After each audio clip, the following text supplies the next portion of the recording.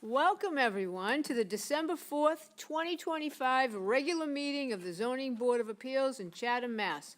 Please note, this meeting is being recorded and will be available shortly hereafter for scheduled and on-demand viewing on any smartphone or tablet device. If anyone else is recording the meeting, including the use of AI note-taking apps, please notify the chair. Is anybody recording the meeting? Seeing none. Pursuant to Governor Healy's March 28, 2025 signing of Chapter 2 of the Acts of 2025, extending certain COVID measures adopted during the state of emergency, suspending certain provisions of the open meeting law until June 30, 2027, this meeting of the Chatham Zoning Board of Appeals is being conducted in person and via remote participation. Every effort will be made to ensure that the public can adequately access the proceedings as provided for in the order. A reminder, persons who'd like to listen to the meeting while in progress may do so by calling 508-945-4410, conference ID 735-029-607 or join the meeting online via the Microsoft Teams link in the posted agenda. This is the live broadcast and simulcast on Chatham TV, but despite our best efforts, we may not be able to provide real-time access. We'll post a record of this meeting on the town's website as soon as possible. In accordance with town policy, the public can speak to any issue, hearing, or business item on the agenda during the meeting when recognized by the chair. The procedural steps are as follows. We do a roll call vote of all members authorizing this form of a meeting. We ask that anybody on the phone just make it possible for us to understand who you are, your identification. The hearing notice is read by staff, 0 o'clock on my right. You or your representative will present your application or appeal. Anyone in favor will have up to 5 minutes to speak, and you can only speak when you get up to the microphone and you're recognized by the chair, not in that order. Anyone against? No, then I will read or summarize all the letters received by the board. Anyone against or has a question will also have up to 5 minutes at the podium.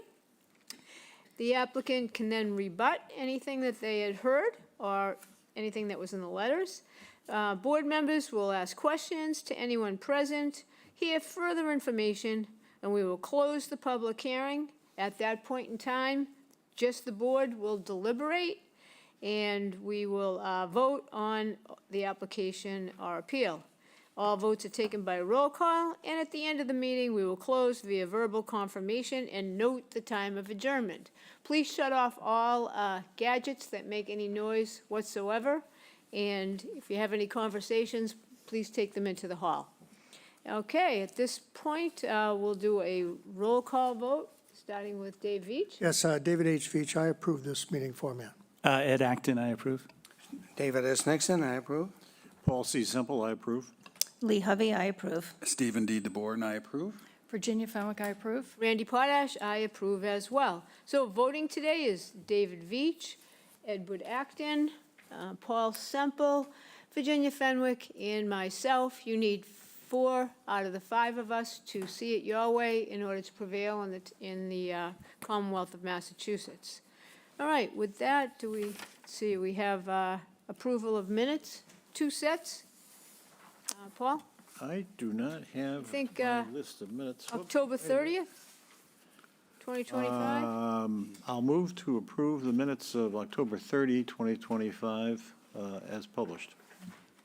Dave Veach, Seconded, and then we'll see second. if anybody has any. Okay, yep, Do you sure. have changes? Not to this one. Ginny? Yes. I do have a couple of changes at the beginning. First bullet, also present were Andrew Singer, Rios Sacchetti. Sacchetti. Carmen Chung was not attending that meeting, so she should be out. Also, the way it reads, Joe Henderson, Charlie Adams from Penrose. Joe Henderson doesn't work at Penrose, so I think it should be For, maybe Joe Henderson Joe- for Penrose? Joe Henderson from Horsley Witten. Charlie Adams from Penrose, Mark Warfield from. What page are we on, Ginny? Page 2 of 7. 207? 2 of 7.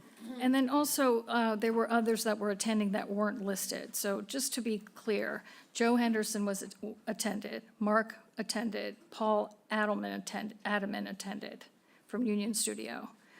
And Paul's not listed. And Carmen was listed and not attending. So if you just want to take out Carmen and add Paul and forget about the names of where they're from, because they represent different companies. Chantel is paying attention, Okay. so. Okay. Okay. With that, we already have a motion. Wait a And minute. second, yeah. Yes. And with those changes, how do you I vote? vote yes. And how do you vote? Ed votes yes. All Paul? votes yes. Jenny? Ginny votes yes. As do I. Okay, that's unanimous. Now we'll go to the next set. Then we have a set of minutes for the November 6, 2025 meeting. I'll move to approve those as published. And I will second and offer changes. Please go ahead. So this is fairly simple. Page 3, the top of the page, there are 1, 2, 3, 4 sub-bullets that reference Ms., it should be Ms. Ricks. It says Hicks on 4 of those bullet points. Ricks? Ricks, I believe. That's what it said, and Are we talking about Gloria?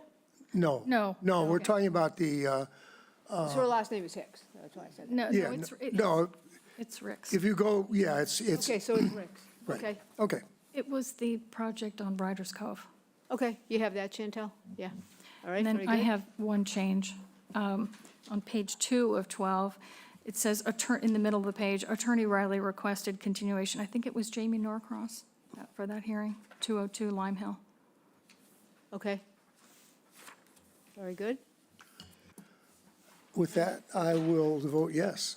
All right, Ed? Approval. Ed votes yes. All votes yes. Ginny votes yes. As do I. All right. Now we're going to go to application 25-102, I believe. Application number 25-102, Robert J. McCarran Trust, care of Michael D. Ford Esquire, P.O. Box 485, West Harwich, Mass. 02671. Owner of property located at 151 Main Street, also shown in the Town of Chatham's Assessor's Map 17C, Block 6, Lot 48A. The applicant proposes to change, alter, or expand a non-conforming dwelling and a non-conforming lot via the partial demolition of the existing dwelling and the construction of an addition. The existing dwelling is non-conforming, and it is located 17.6 feet from the road where a 25-foot setback is required.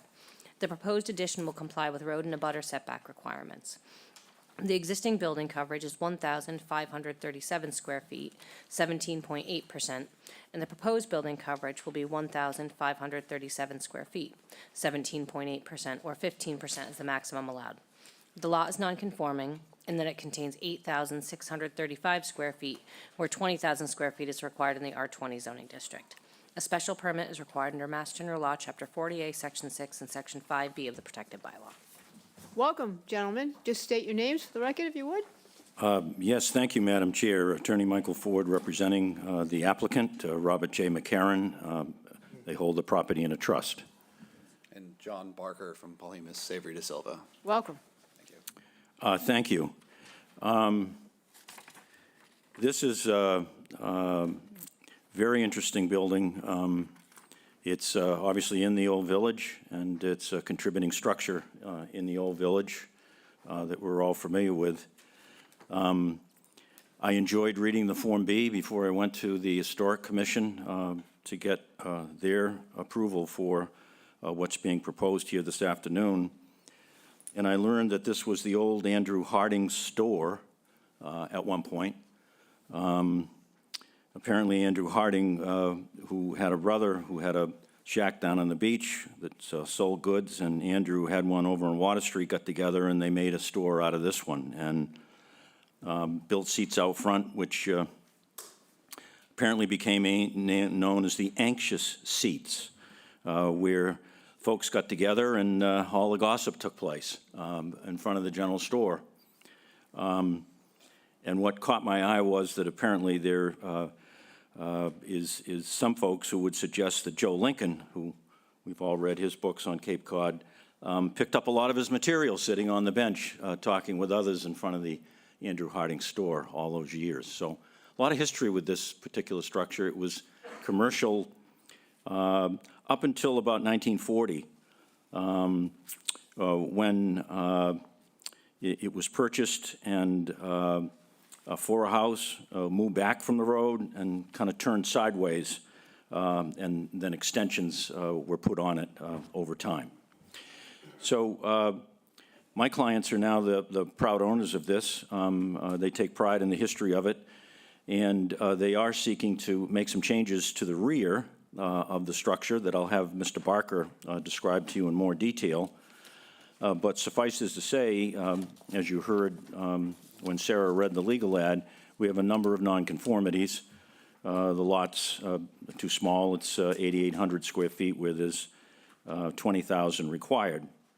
But it's like a lot of lots in the old village, and it's a tight area, and in some respects, that's what makes it attractive as part of the National Register District. There's also a nonconformity in terms of a front yard setback, and there's a nonconformity in terms of coverage. This proposal is neutral as to those. There's no additional coverage. We stay exactly the same. That's where we end up. And we hold the setback, the nonconforming setback from the front yard. We do increase the gross floor area. I know it's not a metric in the bylaw, but the board is always interested, particularly where they're called upon to make a finding that what's proposed is not substantially more detrimental to the neighborhood. And those figures are on the front page of the application where you require them. Currently, gross floor area 2,345, and we end up with a gross floor area of 3,000 square feet. And Mr. Barker will tell you how we get there, but at the end of the day, if you've been out to this site, you realize it has a unique topography, kind of drops off from the road back down. And so while what is being proposed has two levels, a lower level and a first floor level, it really is a single story, and certainly looks that way from the roadway as you look in. We are eliminating, much to the pleasure, frankly, of the Historic District when we went there, a carport, which was constructed on this particular site some time ago, but it was constructed after it was a part of the National Register District. Our clients feel it really just doesn't fit in that area nor in the district, and that is being removed as part of these alterations as well. So with that, Madam Chair, I'd like Mr. Barker to just kind of walk us through the changes in a little more detail, and then he'll give it back to me, and I'll run through the criteria for the board. Yes, thank you, Mike. So changes from the street side, which is shown here on the first page, there are no proposed changes to the front elevation. We're keeping the streetscape exactly as it is today. All the changes occur on the rear. So we can jump to the next page. This view is looking from the backyard. It's not very prevalent from any public way, but there's an existing carport and outdoor kitchen area that the outdoor kitchen is remaining, but the carport is being removed along with the roofed connector and roofed cover over the lower level entry door. The new proposed first floor and finished lower level are actually moving slightly closer to the existing historic structure, and will be of, the first floor and the full lower level will be all new finished living space as opposed to covered outdoor carport pavilion spaces. So we're adding the gross floor area on both the lower level and the first floor of about roughly 330 square feet to each level, which show as an increase to gross floor area, but as no change to site coverage because of the fact that the carport covered walkways are all building structure. If you go on to the next page, please. So here you see the carport portion and the covered connector piece, which are being removed. The outdoor pavilion for the barbecue grill is to remain. can see pictures of the carport in place today, and is being replaced with a extension to the finished living space here at the walkout lower level rear portion of the property. If you go to the next. So this view is the north elevation, north side of the property. Well, not directly visible from Main Street. It is visible from Lighthouse Lane, which is the corner lot. So in this elevation, we've added shutters, kind of spruced up the elevation a little bit to make it's more visible, it's more prominent. But again, it's kind of secondary and subservient to the main historic portion of the structure.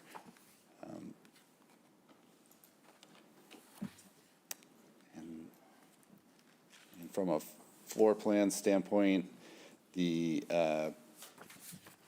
proposed new addition actually does pull back slightly from the rear property line. We're condensing the structure slightly.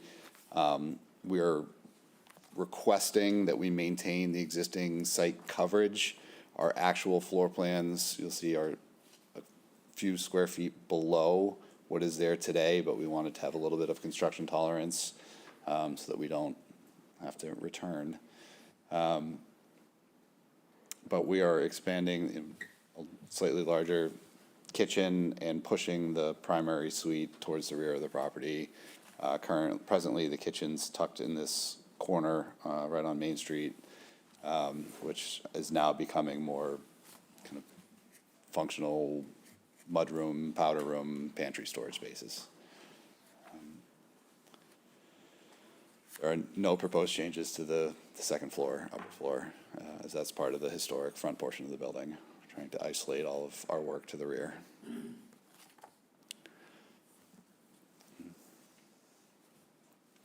think that summarizes the project. Great. Thank you, Mr. Barker. So with respect to the criteria, The applicable criteria works for us usually. pardon? The applicable criteria. Yes, the applicable criteria, okay.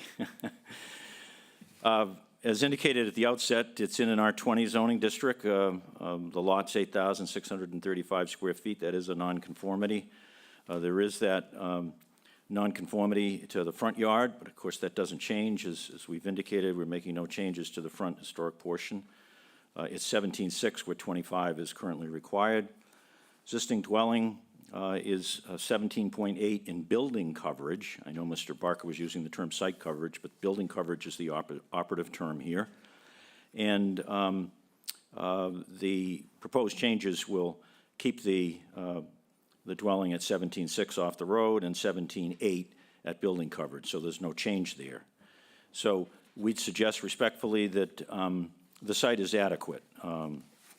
Two, the compatibility of the size of the proposed structure with neighboring properties. I think it fits in with the rest of the old village. In fact, I think this particular addition, as was observed at the Historic Commission, really fits in better than what's back there now in terms of the carport, which is kind of disconnected from the original dwelling itself.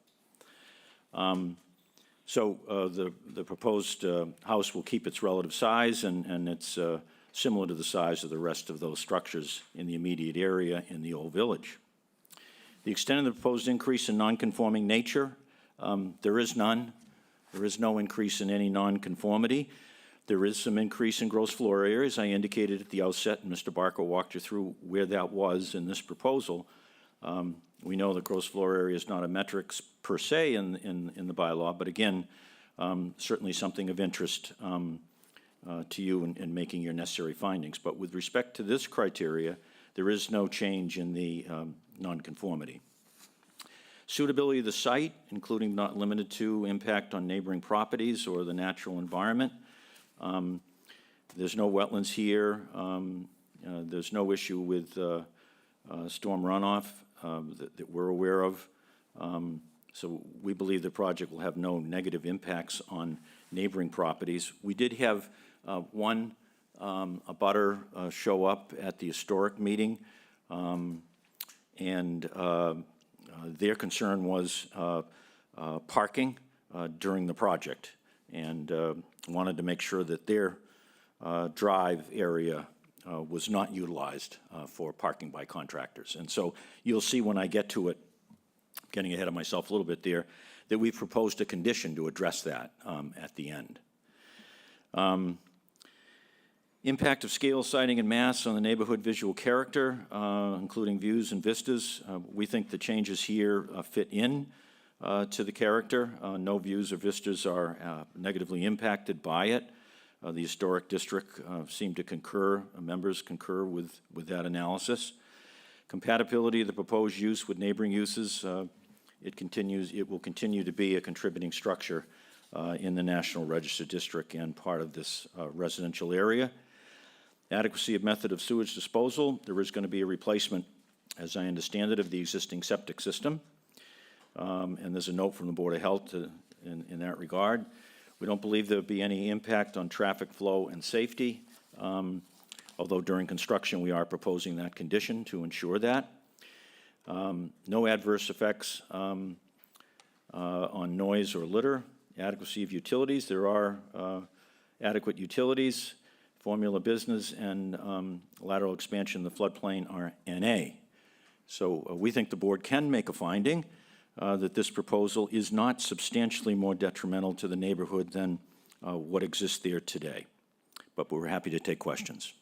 Thank you. You'll see, I should have commented on it. The proposed condition, that was developed after, and it was Nancy Wayland who actually made the request that we address this.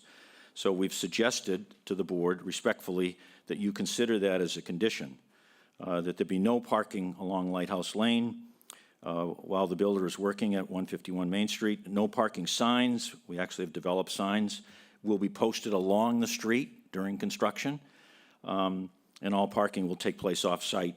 Arrangements will be communicated to any contractors working on the project of these conditions. So, Sounds like a plan. Okay, is there anybody here on Microsoft Teams that wishes to speak in favor of this project? Please raise your hand if so. Seeing none, I will read the two correspondences from, one is from our health agent, received 12/2/2025. She has no concerns about the addition proposed. The permit was issued for the new septic system for the 3-bedroom dwelling. And that's Judith Giorgio. Christina Bassett from the CHC tells us that the CHC appreciated all the new construction, that would be back on the property, would be to the back of the property, and that the new was clearly delineated from the old. The CHC found that this structure is historically significant, but the changes do not materially diminish its significance, so they did not impose a demolition delay. They reaffirmed this structure is a contributing structure in the National Registry District, but the changes did not warrant referral to the Cape Cod Commission. Received on 12/2/2025. That concludes the correspondences. Is there anybody here on Microsoft Teams that wishes to speak against or has a question? No. Well,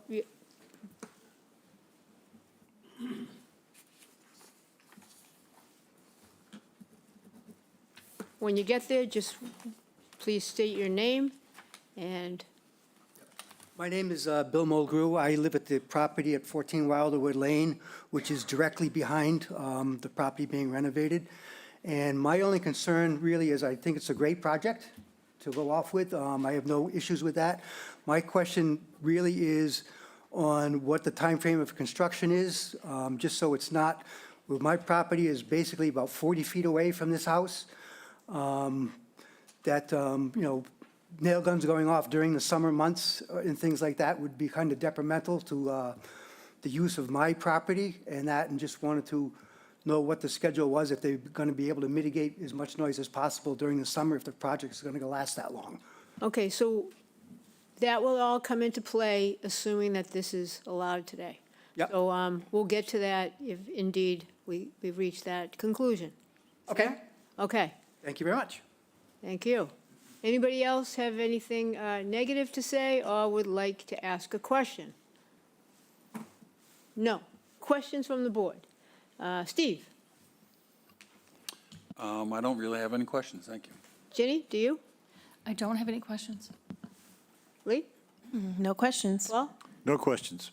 Anybody on this side have a question? No.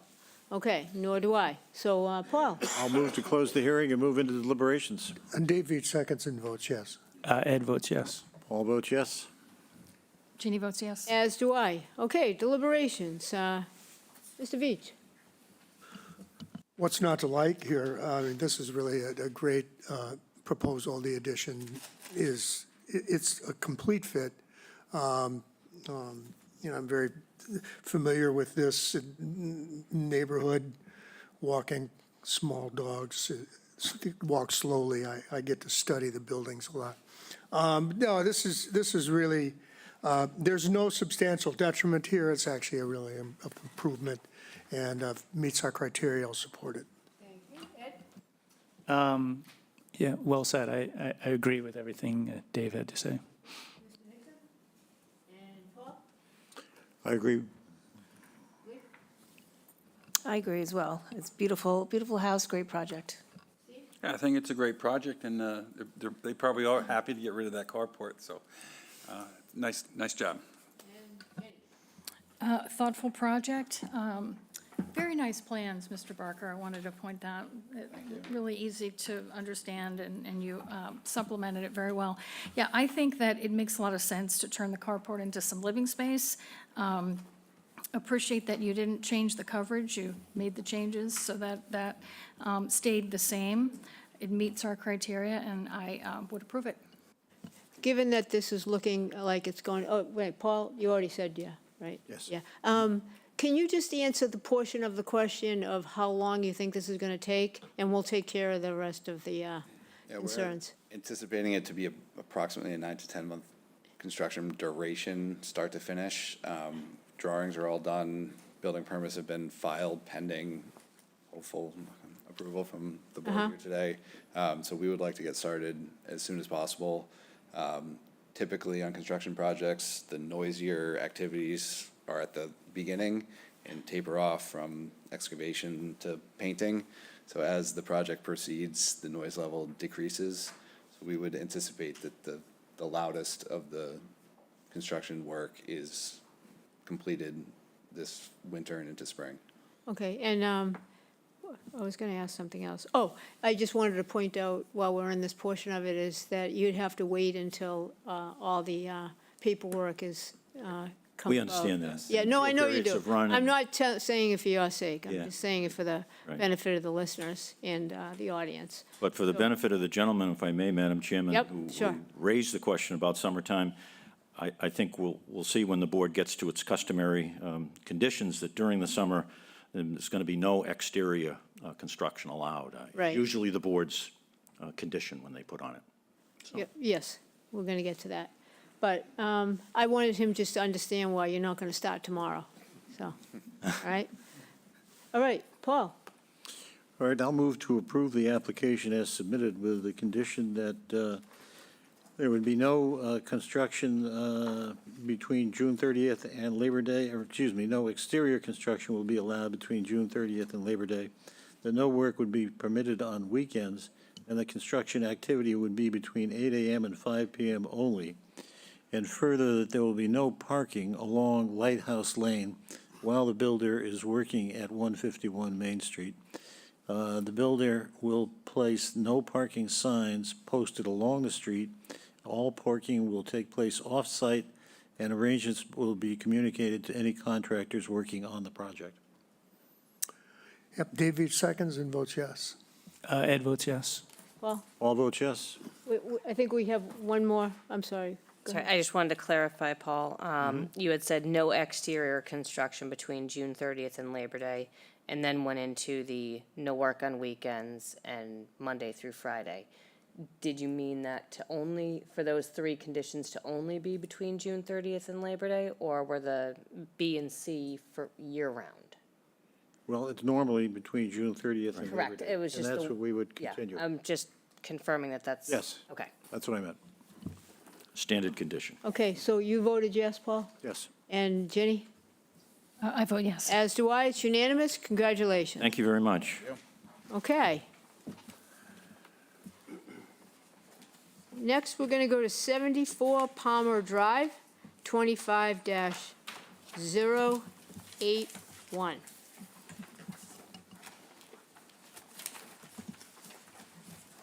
Application number 25-081, Herman Sanchez and Aaron Mitchell, care of George Riley, 63 Brook Trail Road, Brewster, Mass. 02631. Owners of property located at 74 Palmer Drive, also shown on the Town of Chatham's Assessor's Map 16G, Block 52, Lot P17. The applicant seeks to enlarge, extend, or change a nonconforming dwelling on a nonconforming lot via the construction of a partial second-floor addition. The existing dwelling is nonconforming, and it is located 20.8 feet from the northerly abutter and 10.6 feet from the southerly abutter. The proposed second-floor addition will be nonconforming, and that it will be located 20.8 feet from the northerly abutter where a 25-foot setback is required. The building coverage will remain 2,117 square feet, 16.13%, where 15% is the maximum allowed. The lot is nonconforming in that it contains 13,127 square feet, where 40,000 square feet is required in the R40 zoning district. A special permit is required under Mass General Law, Chapter 40A, Section 6, and Section 5B of the Protected Bylaw. This was continued from September 25th, 2025. Welcome back. Thank you. Excuse me. I'm George Riley, representing Herman and Aaron Sanchez. As you know, they wanted to build a second-story addition to their sort of ranch-style house on Palmer Lane. This proposal is really basically fairly modest to take the two bedrooms from downstairs and put them upstairs so they have more room down below for their growing kids, really. So let me go through a couple of things here. Could we put up the site plan?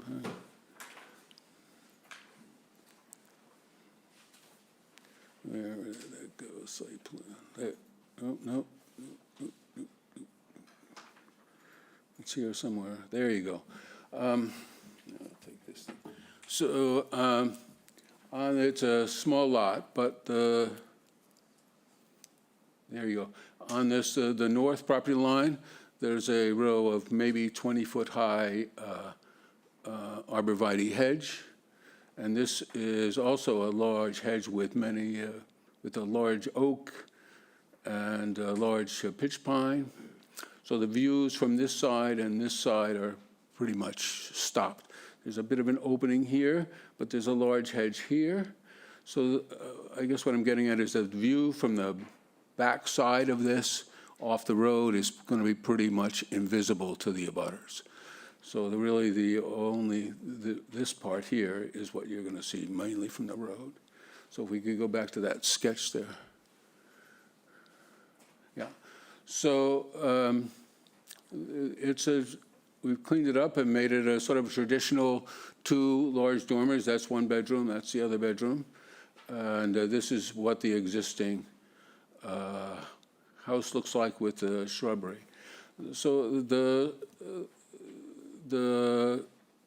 height of this from the foundation is about 26 feet, which is, for a point of comparison, 2 feet lower than the houses across the street. So it's quite, and this part, which is the addition, is probably 60% of the footprint of the existing house. So I guess what I'm saying is a relatively modest second-story proposal, although I know that when the original elevations looked a little more grandiose than I think the project really is. So I'm saying that this then becomes quite compatible with the neighborhood, and I think it is not only non-detrimental, but a positive look now. So that's pretty much my proposal here. So if we could. So those are the changes. Yes, right. We've cleaned that, taken the windows out and cleaned it up in the front to make it look a little more compatible with everything else around it. Okay. I don't think you need to go through the conditions again, I mean, the criteria again, unless anybody else here thinks, because we did it before. You agree, Mr. Veach? Yeah, everybody? Okay. So is there anybody here on Microsoft Teams that wishes to speak in favor of this application? If so, please raise your hand. Okay. I will read the two correspondences that we received. One is from our health agent, Judith Giorgio, on 9/23/25. She tells us she reviewed the plan to add an addition to the dwelling at this property, including a new second floor relocating 2 bedrooms. The property is an existing 3-bedroom dwelling and will remain that. She has no concerns. And then we have something from the collector's office. So do you want to check into that later, Mr. Riley? Yeah. Yeah, okay. So there's that. All right. Is there anybody here on Microsoft Teams that wishes to speak against this project or has a specific question? Now's the time. No. All right. So we're just going to compare this to what's there now, I would say our board should do, not necessarily what you had last time. That's my opinion, because that's really like how this is supposed to work. All right, Ginny, what do you think?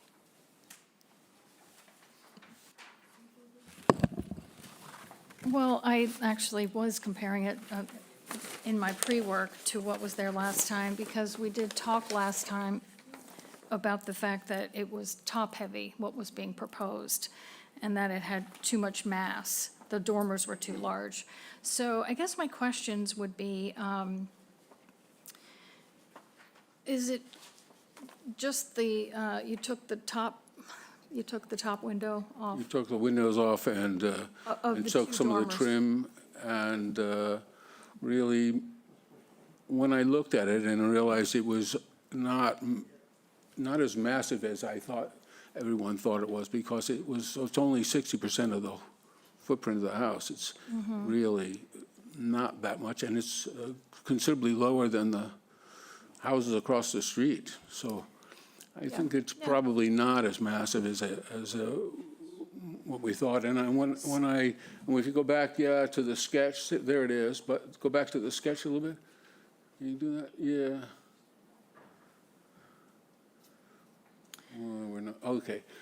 So the part of this where it's expanded in the side, that's really not visible much because it's really behind the chimney and way set back. So It's that- really just the front part. Right. And that's the only thing that you changed was the front. The back is recessed, I Yeah. see that. Now, I think that's a very attractive rendering, but this is just a picture we have to really look at. Can we go back, Sarah, to the other one? Sure. Because I think that is better. Yeah.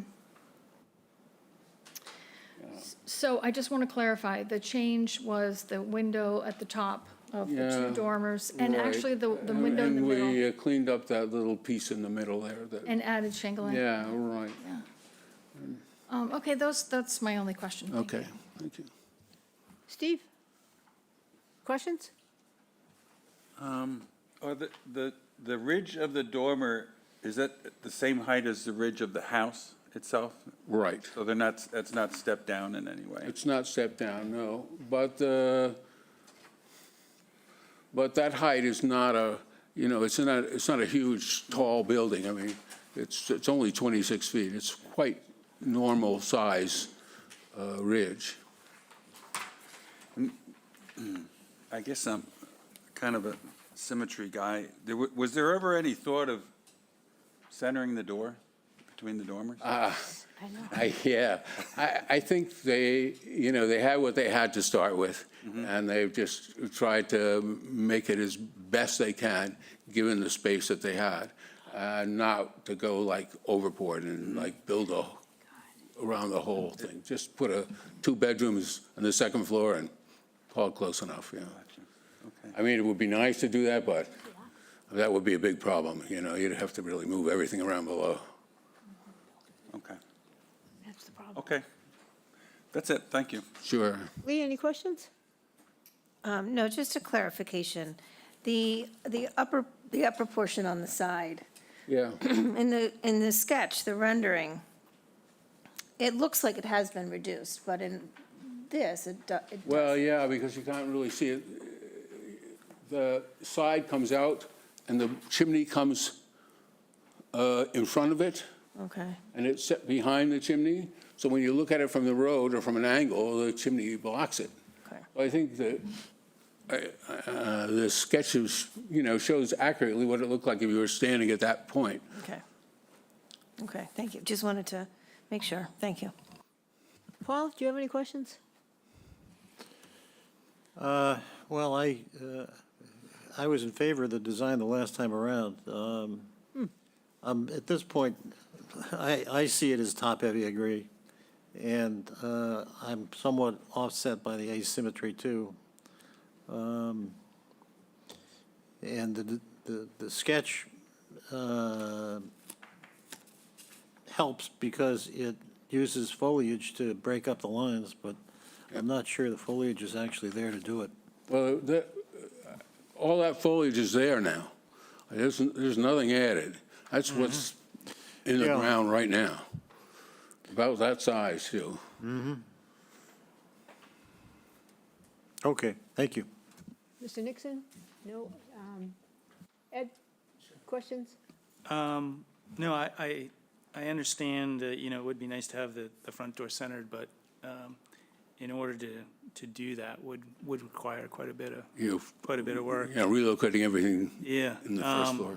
Do you know offhand how far back the dormers are set from the front roof line? Because, I think it's like 3 or 4 feet, something Okay. like that. yeah, Not much more than that. You can look at the plan, but there's a big overhang yeah, in the front of the house. And so when it's set back, even against the wall, it goes back at least, yeah.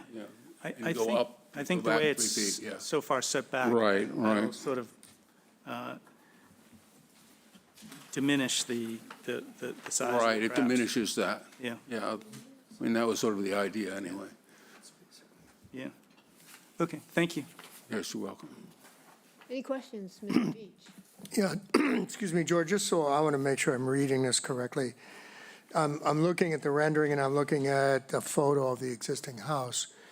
And my read on the new design is that, you have that portion of the roof, let's say the front portion of the roof, Right. which as it's existing, we're looking at it and that roof is fading away. It's probably a 7 or 8 pitch maybe. Yeah, But now that portion of roof that's showing the drawing has been increased so that this is essentially like a yeah. gambrel Right, type it's more of, like a man's it's more like a gambrel Yeah, yeah. form. Right. So that section of roof that's showing there is much more vertically, presents more Right. vertically than the existing. It's more vertically, Okay. right. Yeah, that's what I thought I saw. Yeah, yeah. Looking at the elevations. Yeah, It's a little, not too dissimilar from the house across the street in that way. yeah, the houses across the street, which you've sent photos of course, are Yeah, more of that kind of form, I guess you'd Yeah, say, yeah. Several of them, anyway. All right, thanks. So I have a couple of questions. yes. I look at dormers all the time. Oh, good. Part of being on this, and I look at that house, and I can't really call those dormers. I mean, first of all, they have 3 windows, and they're just so horizontal looking to me. I don't even know what to even make of the dormers, so I just want to be honest. Sure. So you calling them dormers? Yeah, I mean, they're, structurally coming out from the roof line. They have a roof of their own, and Yeah. it extends the first floor out, so. I think that when I see wider ones, I'm used to seeing like Yeah. Well, I think shed they- dormers. Right. Oh, And you I'm think no more like expert, doghouse you know. dormers, yes. Well, those look like doghouse dormers for like a Right. golden, like I don't know, Right. what's a big They're not- dog? Name a they're- big, They're smaller than the one across the street. like a mastiff. Yeah, that Yeah. sticks out like the same way. Yeah. And then the shed dormers are usually the wide ones. Yeah. Right? So that's why I'm just a little Right. confused looking at them. Right. And then Was there an architect involved here? Yeah, I think so. It wasn't me. Right, You know? right, I right. mean, because it looks like stuff is sort of just, Yeah, stuck in different you know, places. Oh, we need one of those rooms, let's just pop that over here. Hey, know? People have their own taste, so. Yeah, I I'm guess, just trying to make it fit in. Best we yeah, can. but I mean, we're talking about streetscape, this is a pretty nice street, Palmer Drive is, Yeah, no it's slouch. nice. Yeah, it's a I- really nice I don't- street. I think this will look fine. I mean, all that down below, all that stuff, that's already there. I understand that. You know, And now, the and now we addition just, is not adding to the, now we have kind of a large muffin top over it. I don't know. And then, let's see what else. So there was a builder and an architect, yeah? yes, as a builder and an architect. Okay. I don't have any other questions. Paul? I'll move to close the hearing and move into deliberations. Dave Veach seconds and votes yes. Ed votes yes. All votes yes? Ginny votes yes. As do I. Okay, now we're going to do deliberations. And we'll go to Ed. We might as well get this side over with. Architecturally, it's not perfect, but, it's basically what I would call sort of like, almost like a large Nantucket style dormer up on top, which I've seen before. I think it's fine. I think it'll fit in with the neighborhood. And I don't have anything more to say than that. That's okay. Mr. Veach? Well, I think, I know that there were some problems with the apparent massing the first time around, and I believe that I said that I thought that it was not excessive for the neighborhood. And I guess I still feel that way, but I am a little, I was a little surprised at what came back, because it's not, as far as the mass goes, it's really not significantly different than what was presented the first time.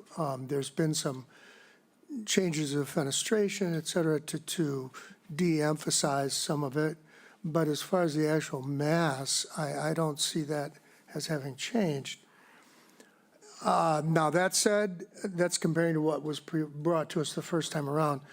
Looking especially, they did include the last time around some photos of some of the neighboring properties, and especially when I look at those, and then I project this to be in place there in my mind, I can't find that it's substantially more detrimental to the neighborhood. I think it will fit in with some of those neighbors, at least the ones that are on the other side of the street. So I could support it. Thanks. Okay. Ginny?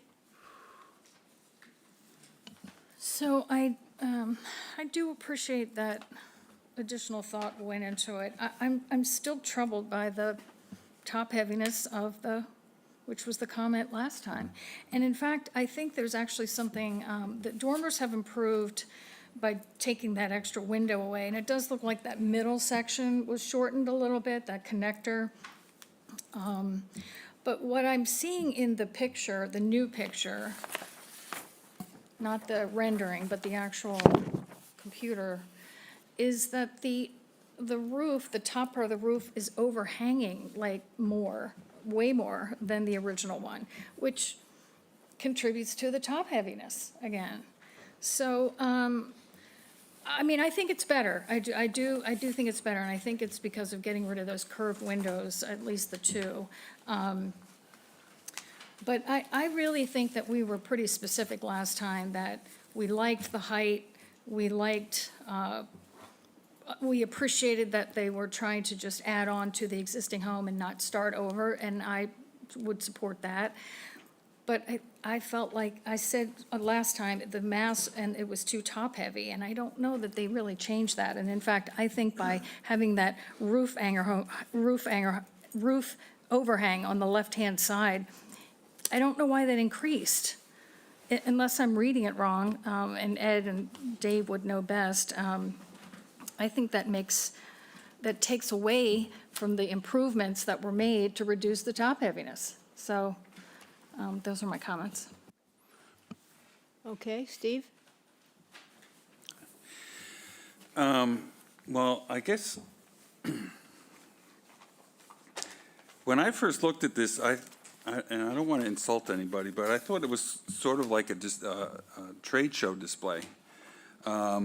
There's round windows, there's half-round windows, there's double-hung windows, there's a diamond-shaped window on the side, there's awning windows, there's trapezoid windows. There's a lot going on here, and it looks like maybe even two different kinds of siding.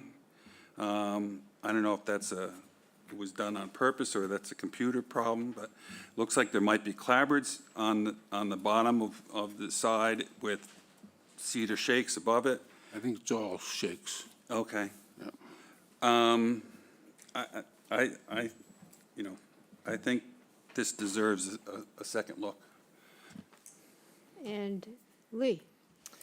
Yeah, I agree with a lot of the comments that have been made. I don't think the mass and the top heaviness of the second floor has really been improved that much.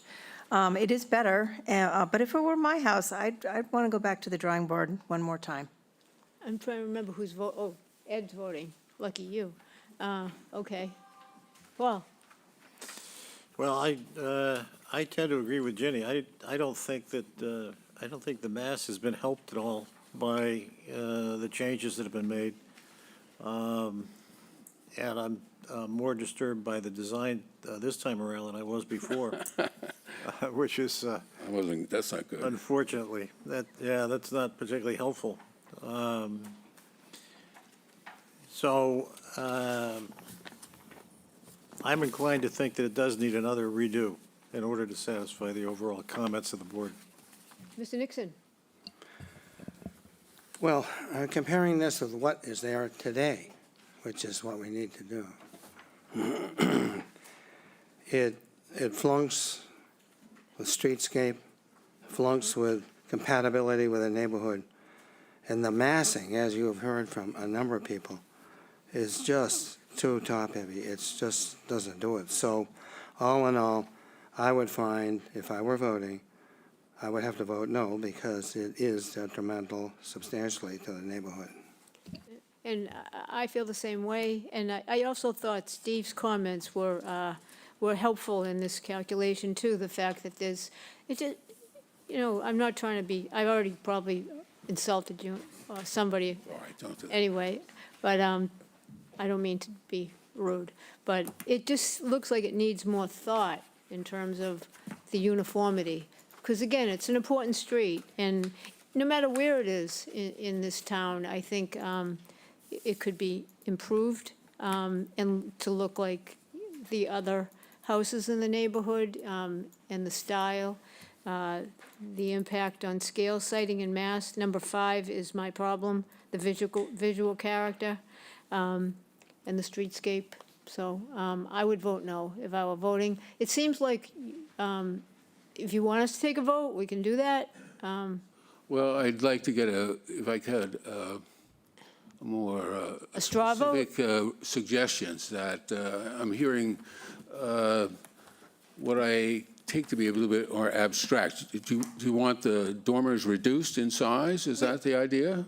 I mean, if you look around on that street and you look at other dormers, maybe. Well, I mean, I looked across the street, and I don't see a significant difference between those two. But on the other ones, yeah, more traditional roof line with a smaller dormer is, I think, what you're aiming at. Is that, am I reading that correctly?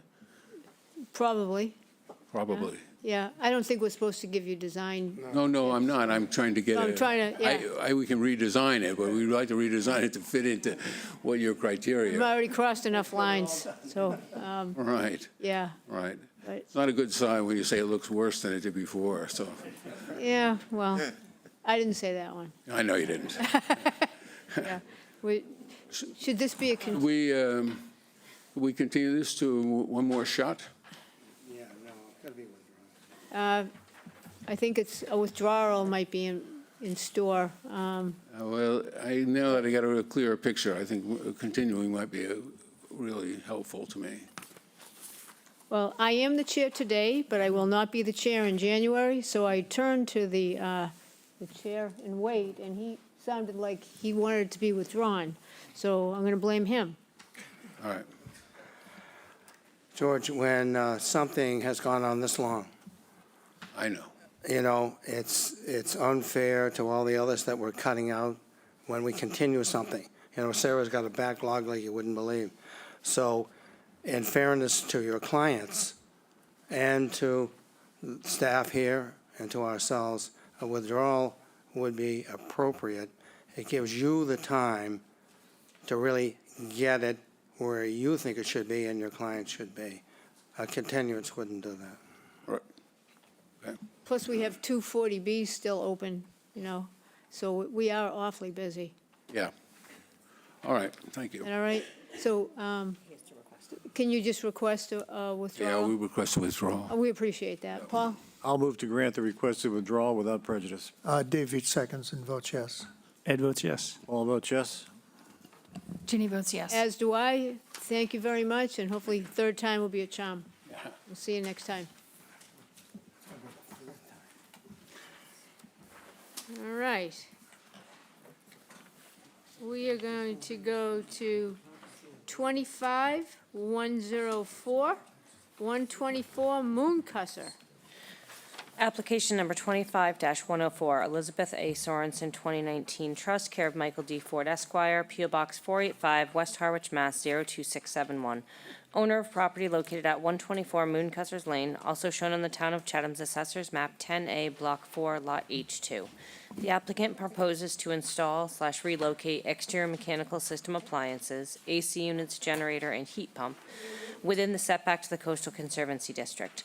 The proposed mechanical systems will be located 11 feet for the AC units, 12 feet for the generator, and 15 feet for the heat pump from the Coastal Conservancy District, where a 50-foot setback is required in the R40 zoning district. A special permit is required under Mass General Law, Chapter 40A, Section 9, and Section 8D2B of the protective bylaw.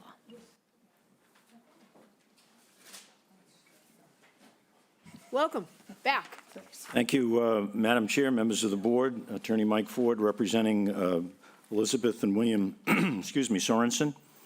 With me is John Barker of PSD, who they've worked on this particular property, and they're the designers of this particular site plan.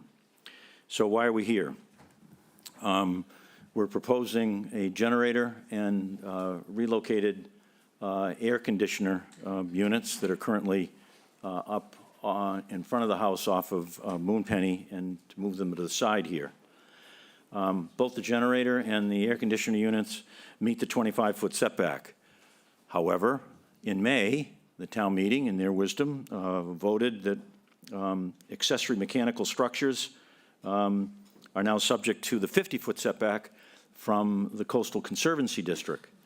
And you'll see the Coastal Conservancy District is in that blue line on the plan. And so we're unable to get the 50 feet away from that particular line.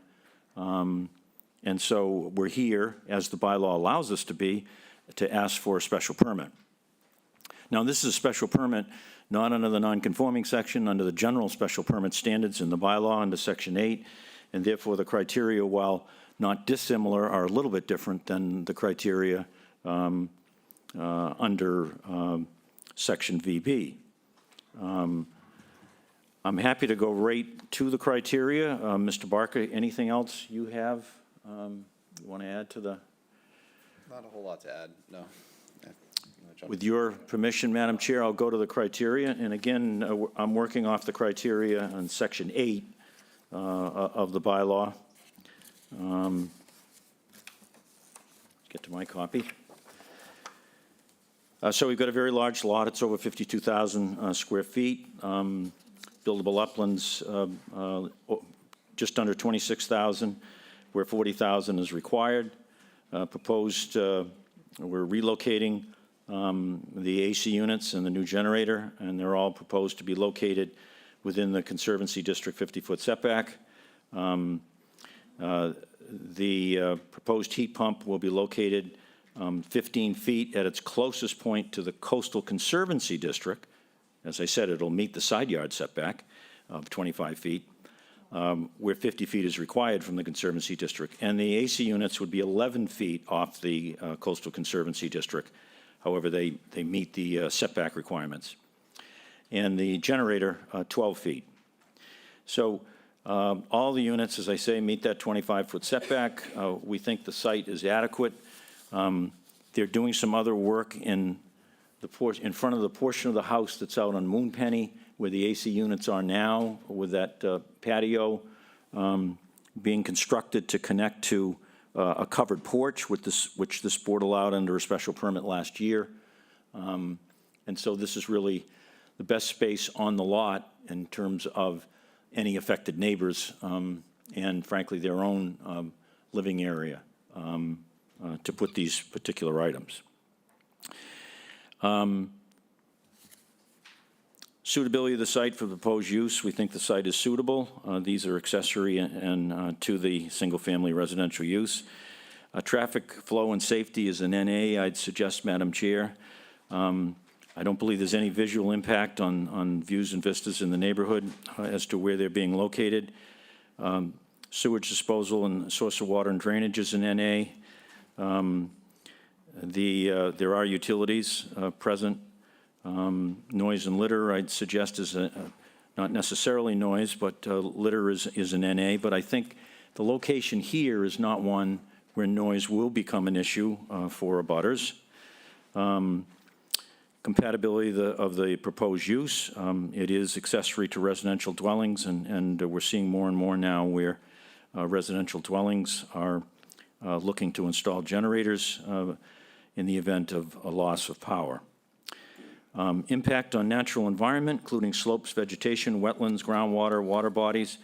Where they're located, while they're in the setback area under zoning to the Conservancy District, they're in an area not subject to the jurisdiction of the Conservation Commission. So I'd suggest respectfully that there's no negative impact on the natural environment there. Impact on neighborhood visual character.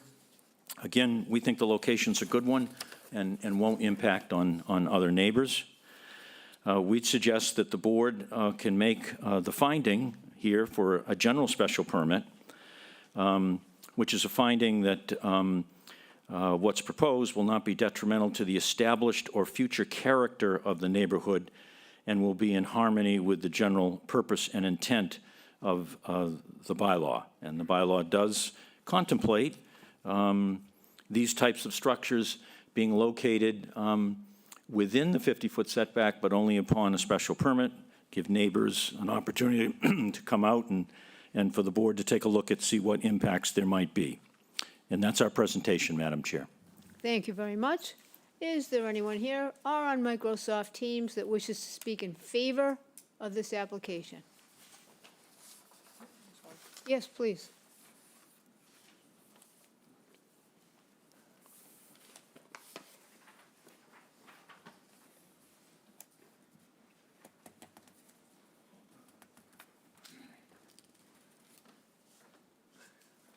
Good afternoon, Dan Gilbert, 152 Moonpenny Lane, right across from the Sorensens, and not a ton to add.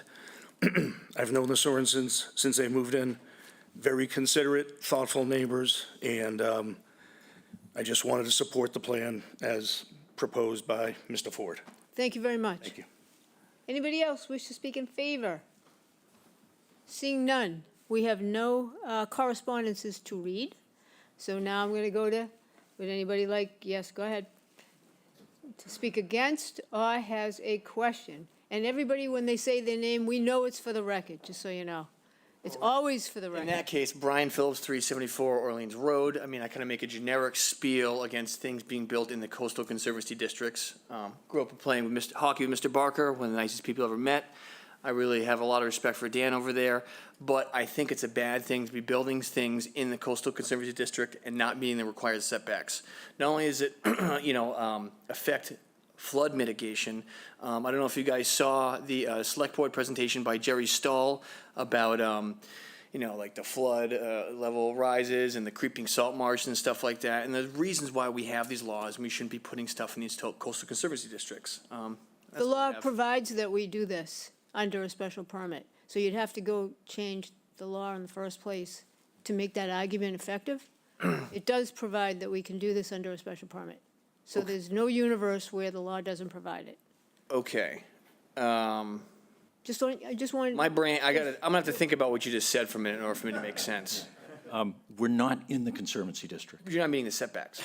There's a zoning setback. We're not in Conservation Commission jurisdiction, we're not in a floodplain, and we're 25 feet off the property line, and we're not in the Coastal Conservancy District.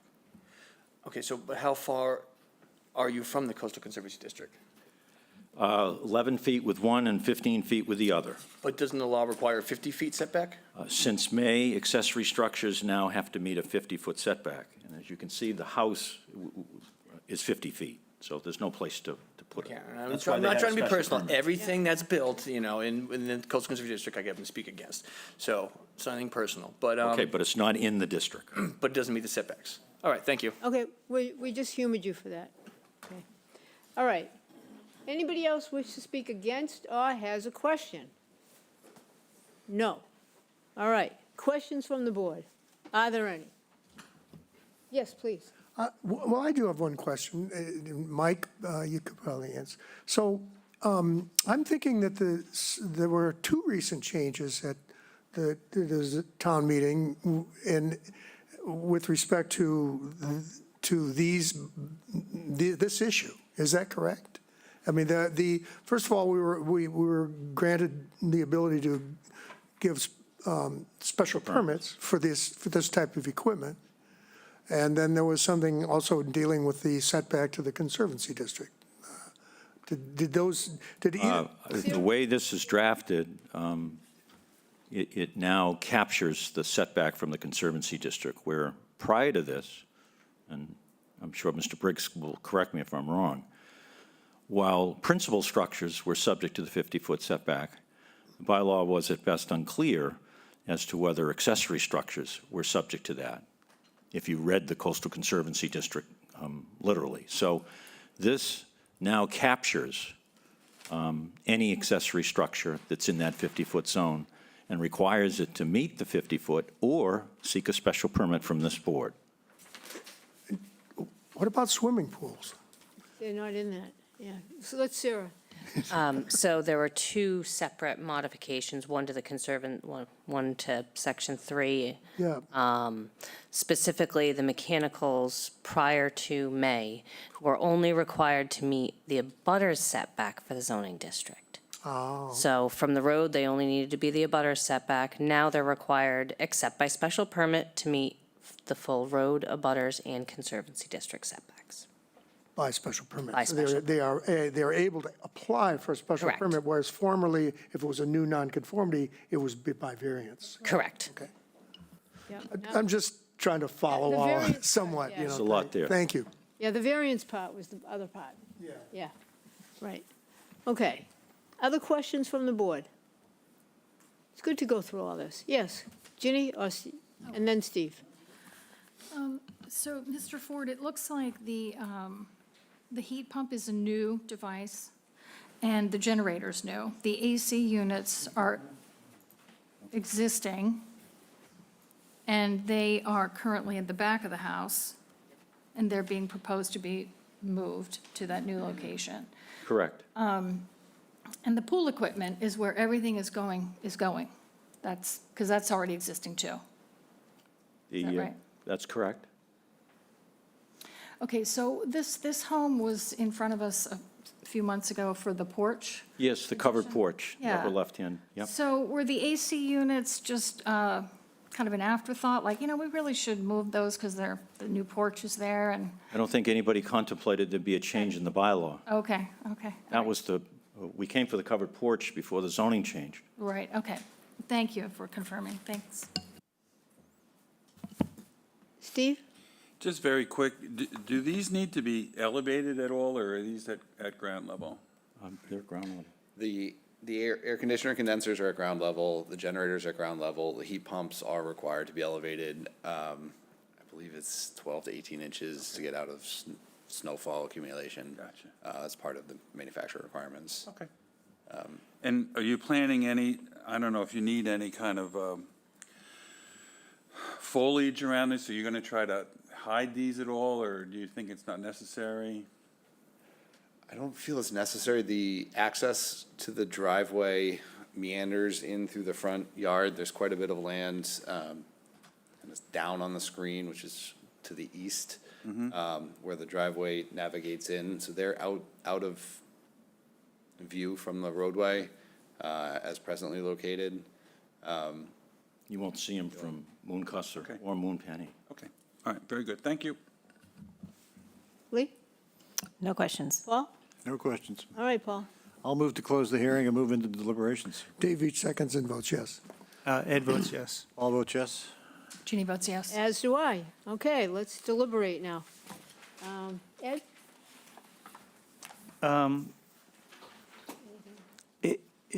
It seems like a logical place to put these units. It seems like you've gotten sort of caught in the change.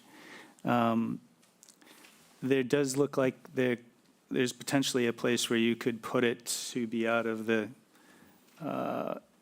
conservatory area over where the screen porch is, but that doesn't really seem like a good spot for these. Yeah, it really doesn't. It would be up front, and it would be closer to Moonpenny, and it would be closer to Yeah, the house on the other side of the road yeah, who spoke. yeah, so. We're trying to keep it away from any other Yep. house.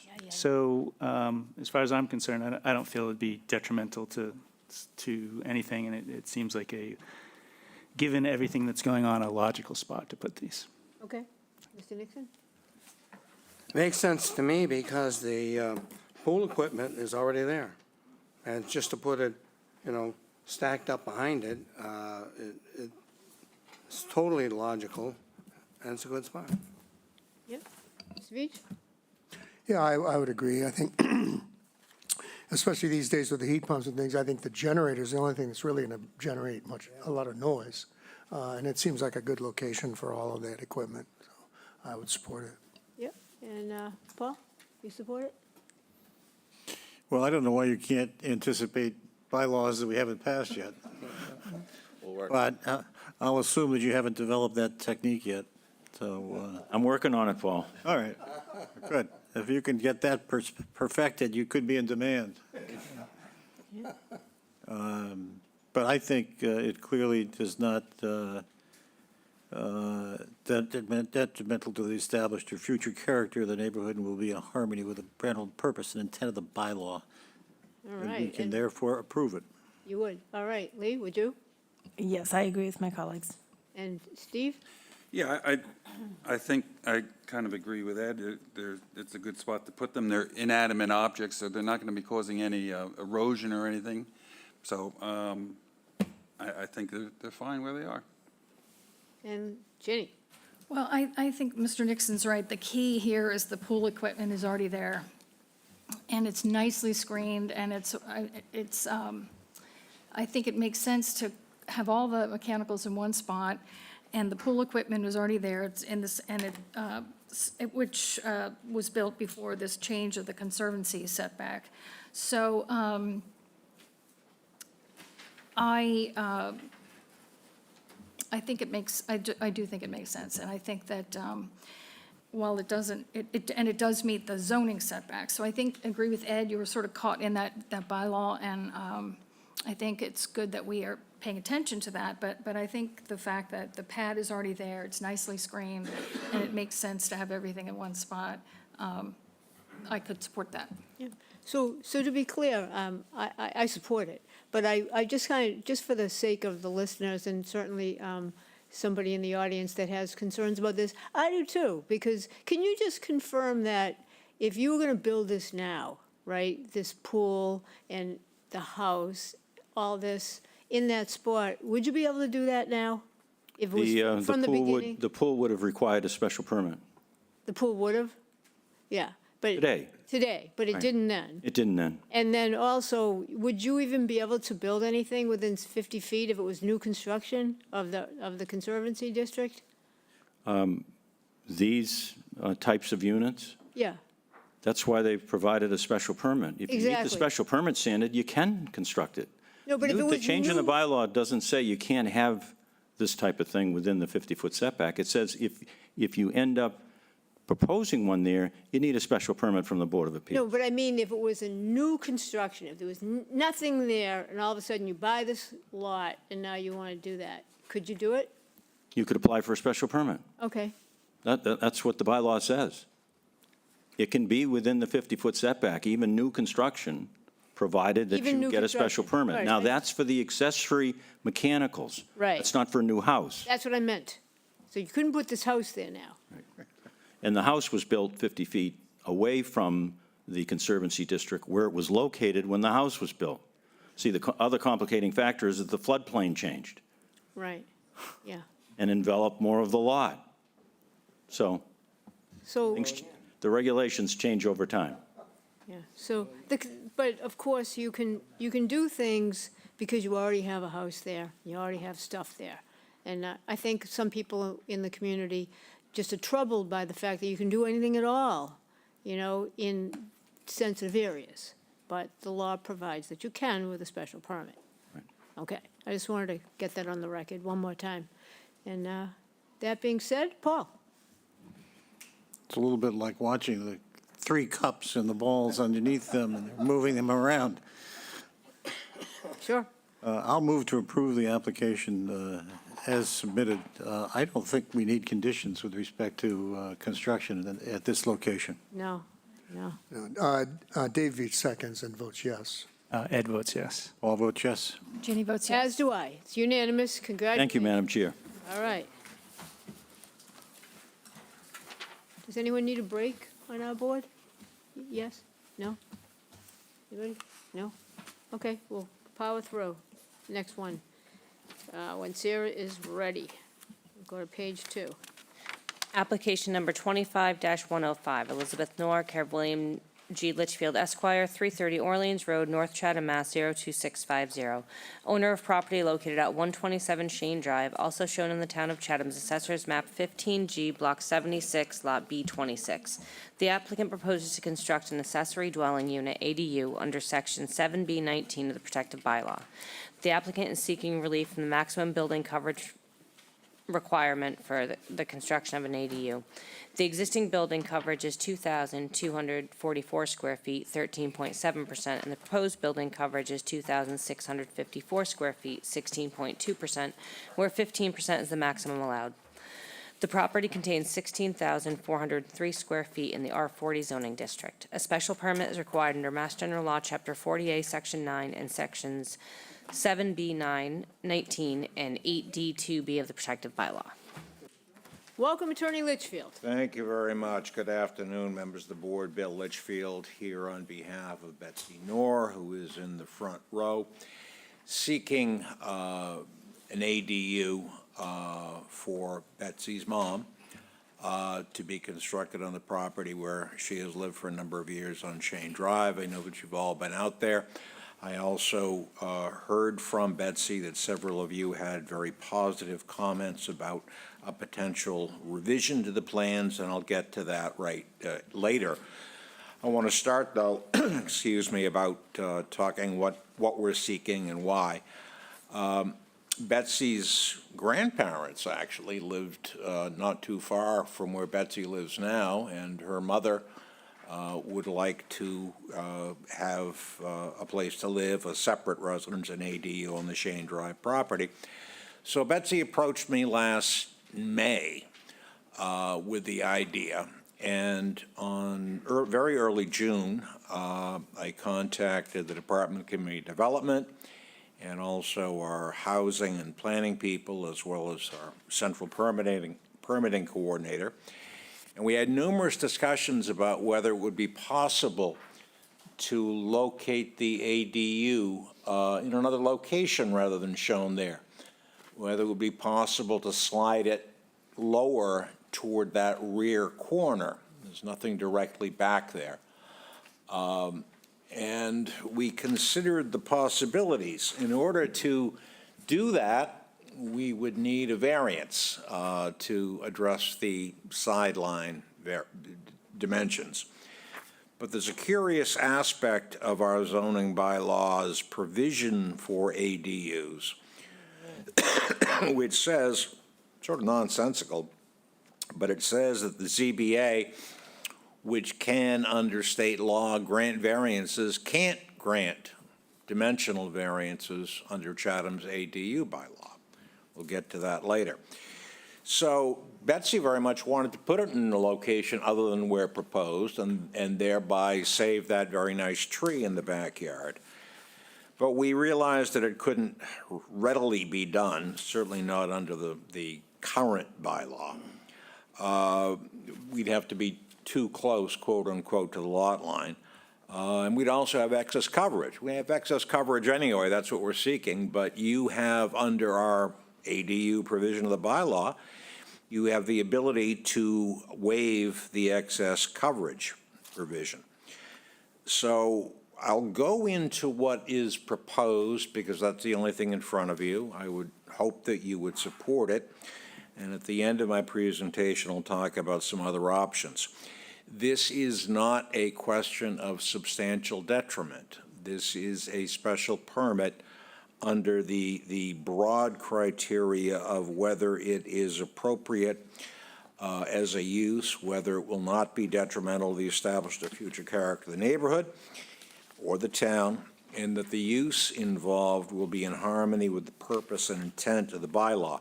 Well, our bylaw says, not in regard to ADUs, but generally, that one of its purposes is to provide housing for folks of all income levels and circumstances. Beyond that, the ADU language is very specific, encouraging exactly what Betsy would like to do for her mother. So I'll go into the criteria as to what's proposed. And Sarah, maybe if you could just bring up one of the representations of it. It's a very simple, small, 400 square foot unit. Our ADU bylaw allows ADUs of up to 900 square feet, but because we were already in excess of coverage and didn't want to press the issue, we are seeking a modest coverage increase, and that relates to the first criterion on the adequacy of the site in terms of the size for the proposed use. On the second page of the handout, you will note that we have, for that neighborhood, Old Harbor Pines, we have one of the largest lots in the neighborhood. Many of them are 10,000 square foot. We have a 16,400 square foot lot, one of the largest in the neighborhood, which is certainly adequate for the ADU, with a modest waiver for 194 square feet of excess coverage. If you compare that to 90 Cod Lane or 67 Palmer Drive, on that chart, they are smaller lots with much larger houses, whether by gross floor area or living area. The combined gross floor area of Betsy's house and her mom's ADU is only 2,326 square feet, and the total living area of the two of them is just 2,054 square feet. So this is a modest ADU. As to suitability of the site for the proposed use, the site has been suitable for residential use since the house was built and the neighborhood developed back in the mid-1960s. As you know, state law, as well as our stated local priorities, favor ADUs. But our bylaw hasn't caught up in the 16 months since the state law changed. I could give you more comments than any of us would like as to why that's happened, but it hasn't happened. And right now we have to live with our current bylaw. I understand that there's going to be a proposal in May which would allow, if we go back to the site plan, Sarah, thank you, which might allow ADUs to be as close as 10 feet to the lot line. That isn't going to do a whole lot for Betsy's mom. She was born in the second administration of Franklin Delano Roosevelt, okay? So there's a time factor. Mrs. Lammy would like to be in the house this summer, in the ADU this summer.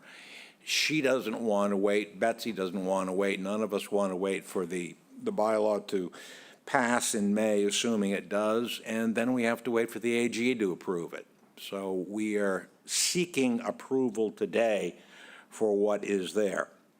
In any event, despite our bylaws' failings, the site is suitable for this ADU. It meets the setback requirements, and we're seeking, again, a modest and reasonable waiver on coverage, which our current bylaw allows, even though it won't allow you to grant variances for setbacks. It does allow you to waive the coverage or to modify the coverage. There's no traffic flow and safety issue as to neighborhood visual character. There is none. Impact on the neighborhood visual character will essentially be none. It's as you know, a relatively large lot. It is sited at the rear, much closer to Palmer Drive, really, than anywhere else, and I know you're familiar with Palmer Drive. We also have neighborhood support. Several of Betsy's neighbors are here, or were at 2 o'clock, to speak in favor of this. It's without impact the neighborhood visual character as the adequacy of sewage disposal source of water. We have town water and a Title V septic system. The chair will read a comment from the Board of Health. We have planned from the outset to eliminate one of the bedrooms in the house, convert it into a den, so this will remain a 3-bedroom property, 2 in the house, 1 in the ADU. As to adequacy of utilities, they're all available. Betsy's mom is not particularly noisy, so there is no issue as to noise and litter. As to compatibility of the proposed use, it's a purely residential use in a residential neighborhood. An accessory dwelling unit is exactly that. It's accessory to a residence, which is almost by definition compatible. There's no impact on the natural environment. The special permit, as you know, requires a finding that the use will not be detrimental to the established or future character of the neighborhood, of the town, and is in harmony with the general purpose and intent of the bylaw, and it is. What we are seeking today is approval for something which is not delightful to us and which is not delightful to you. We would rather have it further to the back. We would rather not have to sacrifice that tree. I would suggest to you that if you approve this today, and if between now and when we might next be in front of you, which would have to be not later than January 22nd in order to get this built, if Ms. Clark and Ms. Donovan and Mr. Briggs can come up with some options which would allow us to put it where we'd all like it, we'd be very, very happy with that. For today, however, we would ask that you approve this, and if somehow the board is willing to grant a variance, even when it's told it can't grant variances, that'd be fine by us. And frankly, the concern that any board member would ordinarily have about a variance is that, well, it might get overturned in court. Yeah, it might, but there's nobody against it. You could grant a variance for anything as long as it was universally supported, which insofar as I know this is. Can I ask you a question? So I just wrote something down, and I think this is what you're saying. So the bylaw doesn't allow a variance, right? Dimensional variance. Dimensional variance on this. So you're asking us, perhaps, that we should allow a variance as to that no variance provision. Is that what you're saying? Mr. Ford is town council in another town, and he has left. So having said that, I don't want to cause any difficulty. We want Mrs. Nora's mom, Ms. Lammy, to have her ADU.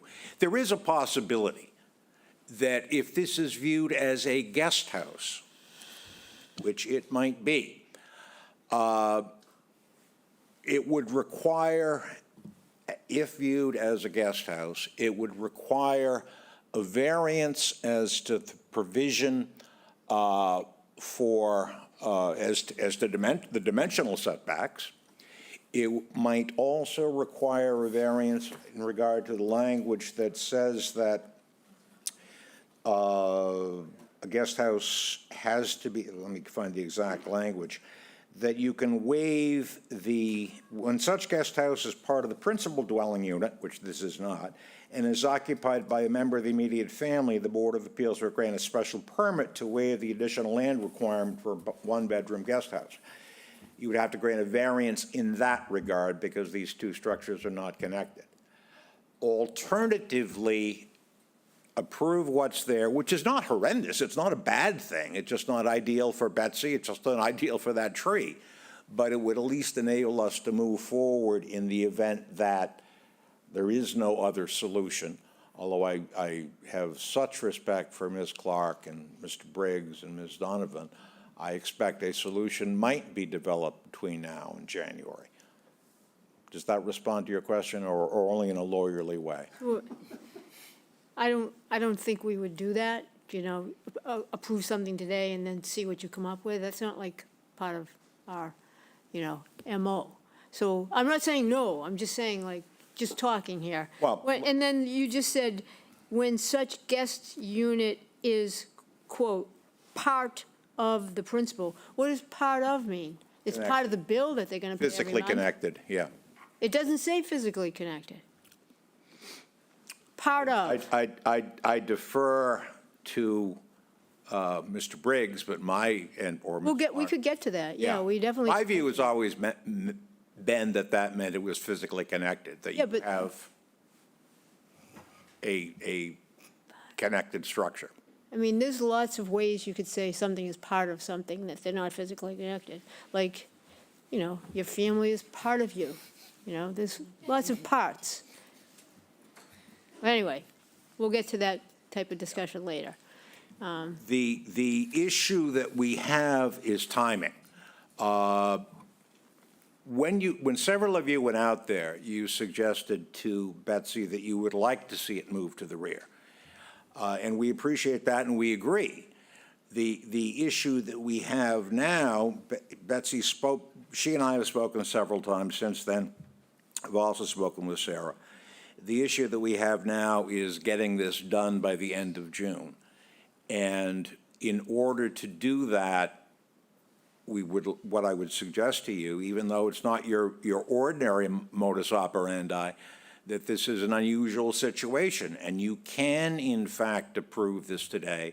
And if a better solution can be achieved, that'll be perfectly fine by us. But approving this today, you know, even as it is, it'll be 2026 before this special permit is available. It's only a 400 square foot unit, but it's going to be about a 4-month construction project. So we'd like to move forward, and if the board can come up with a better solution, that would be fine by us. So we have an application in front of us right now, so I think we need to go through all the different portions of that hearing, and then we'll see what we come up with. All right, so is that your presentation? It is. All right. Is there anybody here on Microsoft Teams that wishes to speak in favor of this? Yes, please go ahead.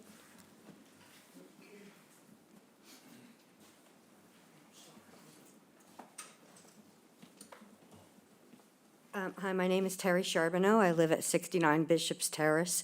I'm not an abutter to Betsy, but I live in the same neighborhood. And I think this is a really good test case for Chatham for more affordable housing. And I actually have a double-sized lot. I don't know if at some point in the future we may want to do the same thing. But I know that there, with the new affordable housing that's been approved and the others that have been presented, most of them are apartments. And this would give an opportunity either for somebody to add a year-round rental to their home or potentially sell it as a small housing for somebody else. So I think that the zoning board really needs to be careful with density and how things would look. But in this instance, I know that Betsy has very good taste and resources behind her, and that it would be a good project, and I think it would be very favorable to the town, particularly in this neighborhood that a recent sale was $1.2 million, and we should be affordable housing on slab ranches. So Chatham needs to do something. Thank you. Okay, thank you very much for coming in. Anybody else wish to speak in favor? Yes, sir? And then we'll go to Brian. Just state your name, please. My name is John Huther. I'm 98 Cod Lane. I can't say enough about my neighbor. I haven't had a neighbor that nice in 40 years, and I just, you know, it's really good cause. Got her mother into a place in town beside her, so she can help take care of her. And I'm all in favor of it. Yep, thank you for coming in.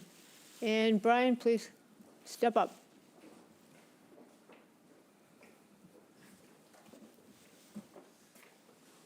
Brian Phillips, 374 Orleans Road. Can I have permission to ask a question? That comes later, so this is in favor. Okay. We're in the favor. Kind of makes it, but, okay, so in general, I am totally in favor of this Okay. project because they're kind of going through the right process where I see, you know, other people putting offices and bathrooms in garages and like not calling it an ADU. So I do support this. Thank you. Very good, thank you. Anybody else in favor? Yes, ma'am, please step up.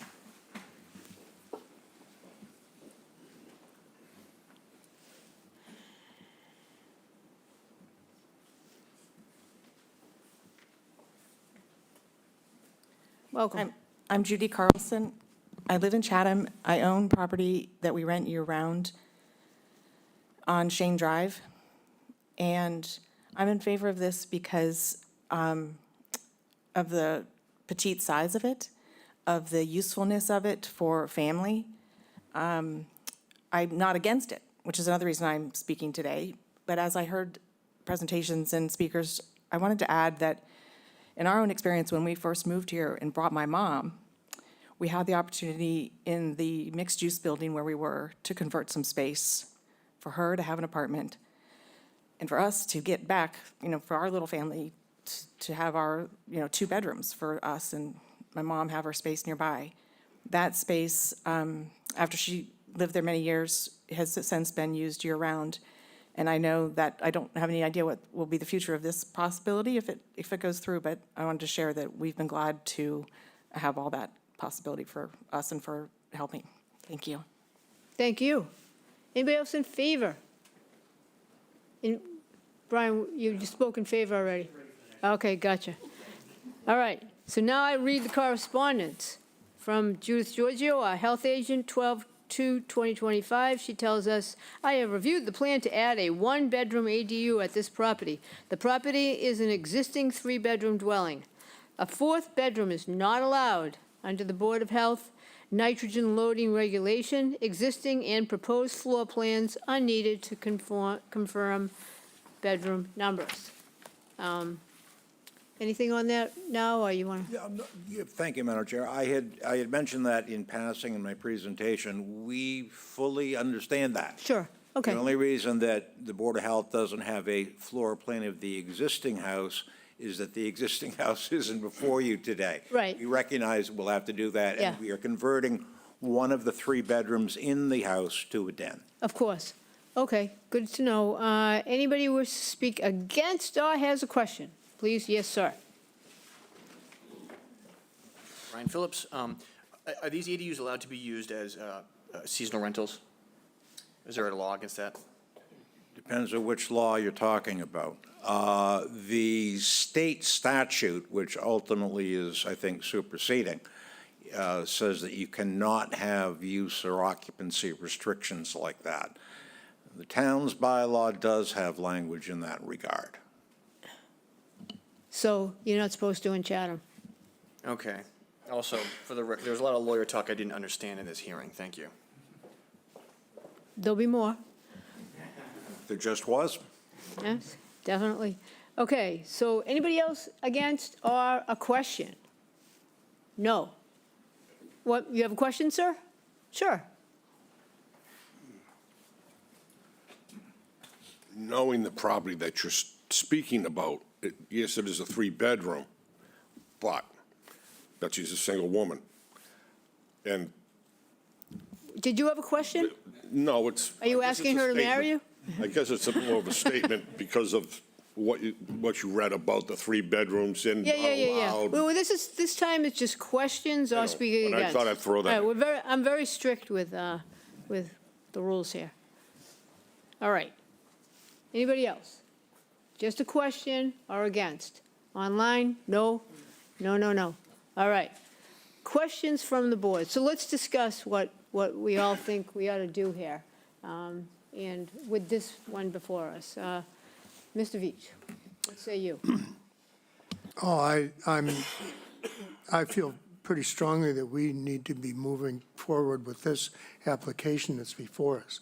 I mean, I think it's good that Bill has explained that there may be some possibilities that can work better. Hopefully, we can find that. but I think we need to take this one on its merits. Thanks. Any questions about this one? I don't know. I don't have any questions. If I'd had any, they might have been about the tree, but I looked at the setback dimensions and I went, geez, it's tough, but I don't imagine, but here's where we are. Yeah. Ed, do you have any questions? No questions. Okay. Mr. Nixon? Just questions in this part, right? Yeah, questions and, like I said, what you think we ought to do. I think we move forward what's Sure. presented to us, and then we can go from there. Mr. Nixon? Definitely move forward, and if something happens in 6 or 8 weeks, then we'll deal with it. We'll deal with it. Yep. No question. Paul, questions? I agree, no questions, let's deal with this one. Deal with this one. And Lee? No questions. Steve? I guess my question would be, can you describe what your preferred location is, or how things might change? It would be to the site plan. It would be behind the tree, further to the rear corner, shifting it down, thank you, where Sarah's hand is. It would be in that location. Okay, and then, so if that were to happen, you'd have to come back here and Oh, yeah. explain all that to us. We would need your approval for either a modification or probably a variance. We would also need the input of Mr. Briggs, Ms. Clark, Ms. Donovan, 4 members of this board, and probably an act of Congress. Okay. All right, thank you. No? Okay, sorry. I don't have any Ginny? questions. Okay. And, all right, that would be it. Paul? Well, the act of Congress would be the easy part. I'll move to close the hearing, move into deliberations. Dave Veach seconds and votes yes. Ed votes yes. Paul votes yes. Ginny votes yes. As do I. Okay, deliberations. And Steve? Well, I mean, I think this is a good project, either, where it is now, or, moving it slightly in the future, but I don't see any issues with this, as long as you can make it happen. And Ginny? Agree with Steve. I think I support the project as you're presenting it today, and with the hope that perhaps it can be improved by, and what I mean by improved is shifting it farther back, saving the tree. I think it would make sense to have that, the ADU just a little farther back for privacy of both the homeowner and for the resident in the ADU. Lee? Yeah, I agree with my colleagues. I am a huge fan of ADUs, and I think we should support them as much as we can. And Paul? Clearly, this looks like an ADU, should be approved. Sure. Mr. Nixon? Yep. And Ed? No, I'm happy to see this before us, and I certainly would vote for, positive for it. Mr. Veach? Yeah, I mean, we have not seen that many ADUs, and so I feel pretty strongly that that I feel like I absolutely have to support this, the creation of an ADU. I would mourn the loss of the tree, but I understand the circumstances, and if it comes down to that, I think that the creation of the ADU wins out, and, they can plant another tree. It wouldn't be that size for sure, but I think that the creation of the ADU is what rules in my mind. Yep. And we couldn't stop you from taking the tree down anyway. You could take it down tomorrow if you want. You can get a saw and go right now and take it down, unfortunately, if you wanted to. So, yeah, I'm in support of it. And anything else that we had done couldn't have been today anyway, because this is all we have before us. So we were just chatting before. And with that, Paul? I'll move to approve the application as submitted. Clearly is not a use which is detrimental or to the established or future character of the neighborhood and the town, and the use will be in harmony with the general purpose and intent of the bylaw. Dave Veach I seconds. don't see any need for additional conditions given the circumstances here. I don't think so. I mean, it's not a large project. Get it on Amazon. Okay. So I will second and vote yes. Ed votes yes. Paul votes yes. Ginny votes As yes. do I, it's unanimous, congratulations. Thank you very much. Okay, we're just going to take a short break, and we'll be back in between 5 and 10 minutes.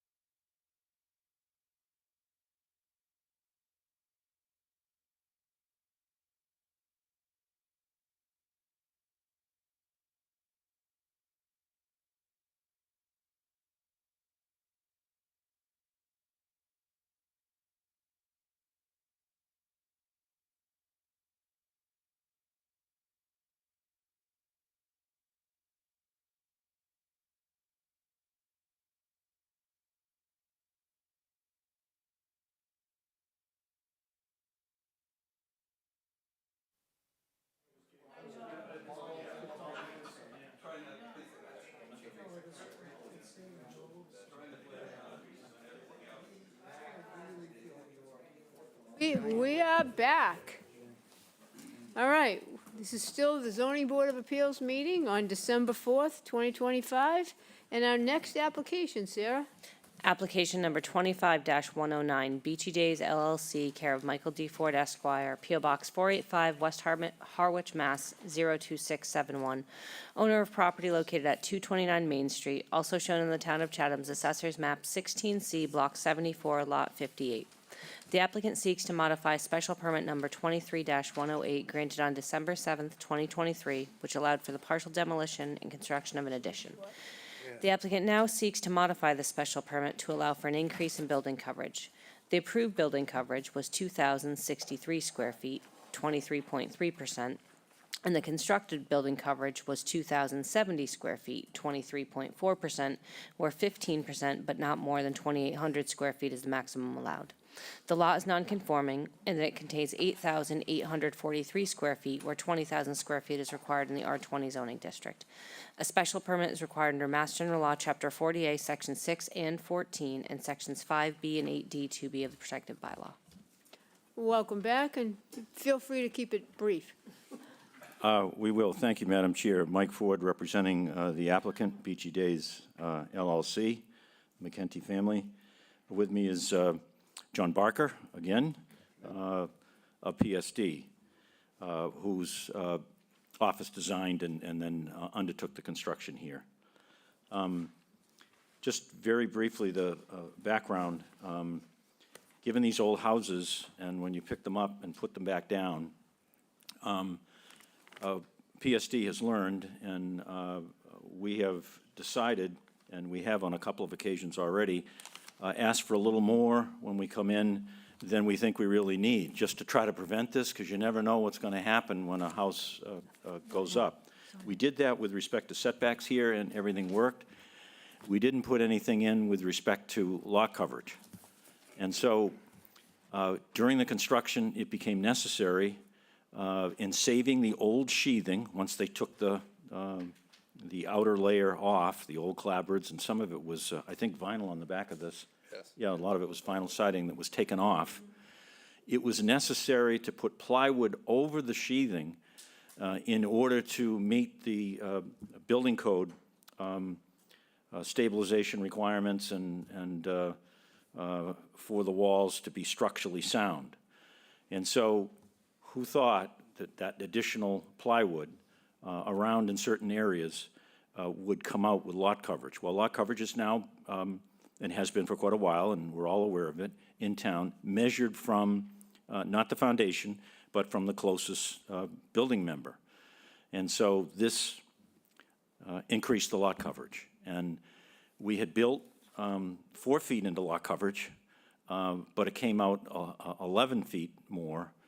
We only need 7 because we had that 4 feet that we had put in there. So we're seeking a further modification to allow what is the as-built out there. And I'd suggest to you respectfully that that will not be substantially more detrimental than the 23.3 coverage that you allowed previously. You'll see my findings are quite thin, and they are because I think the only question before you is it substantially more detrimental now to allow this house to remain at 23.4 as opposed to 23.3, an additional 7 feet of coverage as a result of the way it was constructed. We're happy to take questions. Thank you. Is there anybody here or on Microsoft Teams that wishes to speak in favor of this change? Please raise your hand. Seeing none, there are no correspondences. Is there anybody here on Microsoft Teams that wishes to speak against this application or has a question? Seeing none. Any questions from the board at all? No? Yeah. You have a question? Please go ahead. Mr. Ford, I think, as you know, I'm really against granting pardons. Since this is Pardon Week, I understand our charming president let a drug dealer go, and I understand we're not quite at that level yet. But can't you just fix this? Can't you just fix it? You know, I'm sure you did too. I was brought up in a household where you make a mistake, fix it. We are. This is the fix. That's the trouble. But you can't go to mom and dad or auntie or uncle or whoever you might have to get a fix. Can't you just fix this? I don't think PSD wants this on their record. Had to go to ZBA for a pardon. Does that look good? Actually, given the fact that this was one of these historic houses that we saved, the board made a finding that this was a good application back when you granted this in December of 2023 because it was saving an old house. And so what they did was to make every effort, Mr. Nixon, even though they hadn't seen the sheathing because they hadn't had the ability to take the vinyl siding off yet and figure out what was actually going to go on. So sometimes these things happen. We don't really see it, frankly, as a mistake. Perhaps what the mistake is that when we bring in an application like this, we should say to the board, we're building more building coverage in there because it's an old house and we may have to do that, and we would ask the board to give us that little extra. And if we've learned anything from it, we better do the planning better and tell you about it ahead of time, because we don't find these things sometimes until the vinyl siding comes off and you start adding the plywood and then it gets measured. So the answer is no, you can't fix it? not without taking it all apart. Gotcha. Okay. Any other questions from the board? No. No, the only other question I have. Yeah, is that please. at the time of the original presentation, you really made an effort to add on some surplusage so that you wouldn't have this Yeah, problem. we just didn't add enough. Yeah, that's what it came down to. I don't know how you make that determination of whether, how much We thought you we can might do. need about 4 more feet, and that's what we added. Yeah. We added a little bit for the setbacks, and that worked. Yeah. But we didn't figure quite enough on the coverage. And now that coverage is measured by the thickness of the walls, has been for some time now, we all know that. Yeah, yeah. But that's what got us. Okay. But I hear what you're saying, Mr. Nixon. What's the saying? Mea culpa, mea maxima culpa, through our most grievous fault. And we'll put that on the record. All right, Paul, you want to close the hearing and move to Well, deliberation? I'm having fun with the hearing. Yeah, all right. I'll move to close the hearing and move into deliberations. Dave Veach seconds and votes yes. Ed votes yes. Paul votes yes. Ginny votes yes. As do I. All right, deliberations. Ginny? Yeah, a couple things. One, I agree that saving the historic structure on Main Street is very significant. It's costly to do that, and I applaud the homeowners for doing that. So that on its own would give me the grace for, plus I think that I appreciate that there was the allowance that was built in, and it just wasn't enough. And I think that these older homes do need a little grace because they can be quirky, and they, I think, get the grace because they saved these properties and made improvements, significant improvements to Main Street in doing that. And Steve? Well, yeah, I think saving the old house is sort of paramount here. So, you know, at the cost of 7 square feet, I don't think it's detrimental to anyone in the neighborhood. And Lee? Yeah, I agree with both, with my colleagues. And I also asked myself, would I have approved this initially? And I would have, so. There's that. Paul? I agree. Everybody over here? As Agree? do I. Yeah, and I would just say, and, you know, with respect to Dave's question, I mean, this, it makes perfect sense. I mean, first of all, it's my understanding that the Historical Commission these days is very encouraging, save all the old materials, save the old materials, save the materials. So if you've saved some of the sheathing, and you, in order to meet the requirements of the code, well, and you want to save that sheathing, well, you put plywood on the outside of it, and it kills the 2 birds with 1 stone. And that's the sensible way to deal with it. You don't take the old sheathing off because you're going to go a ½ an inch more on your ground coverage, really. I mean, that really isn't serving anyone's interests I can't see. So the solution makes perfect sense, and the fact that they didn't build in enough ahead of time, even though they tried, I think they should get an A for effort on that one. So I'm in favor of it. Yeah, and obviously, it is in no way, shape, or form substantially detrimental to the neighborhood. So I support it as well. So how about a motion, Paul?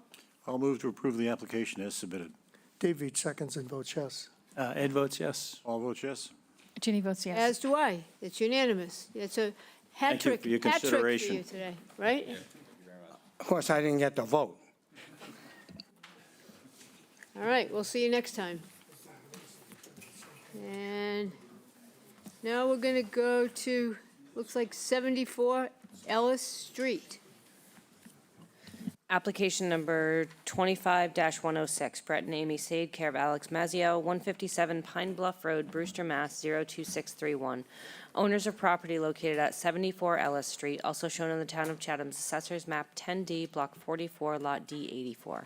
The applicant seeks to enlarge, extend, or change a conforming dwelling on a non-conforming lot via the construction of an addition and deck.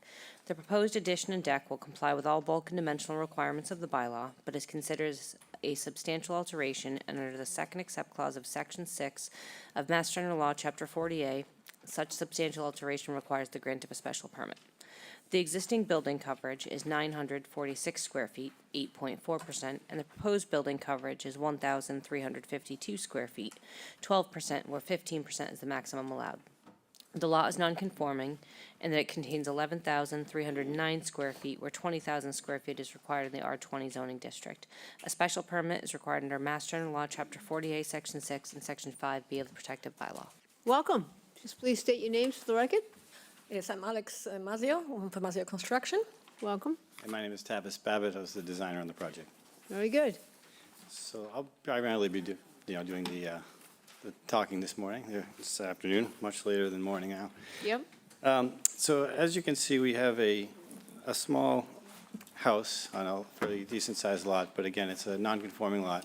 As we see, it doesn't meet the requirements for the R20 zone. It's 11,309 square feet as opposed to the 20,000 required, and just shy of the 100-foot frontage. So those are the two areas that the lot's not conforming. So those are real issues with the reasons why we're here. You'll also see that it's the last house on a dead-end street in a quiet neighborhood there. And so what we're seeking to do is expand the house. It's a relatively small footprint, as you mentioned. It's currently 496 square feet, built in 1973. And so we're looking to add some more room to basically more open floor plan. If we look at the first sheet there on A1, let's see, on the floor plan, currently the wall is essentially right where that living room and kitchen is in that dotted line. That's the extent of the old house. So we're adding it, let's see, let me pull up my plans so I'm on the same page as you.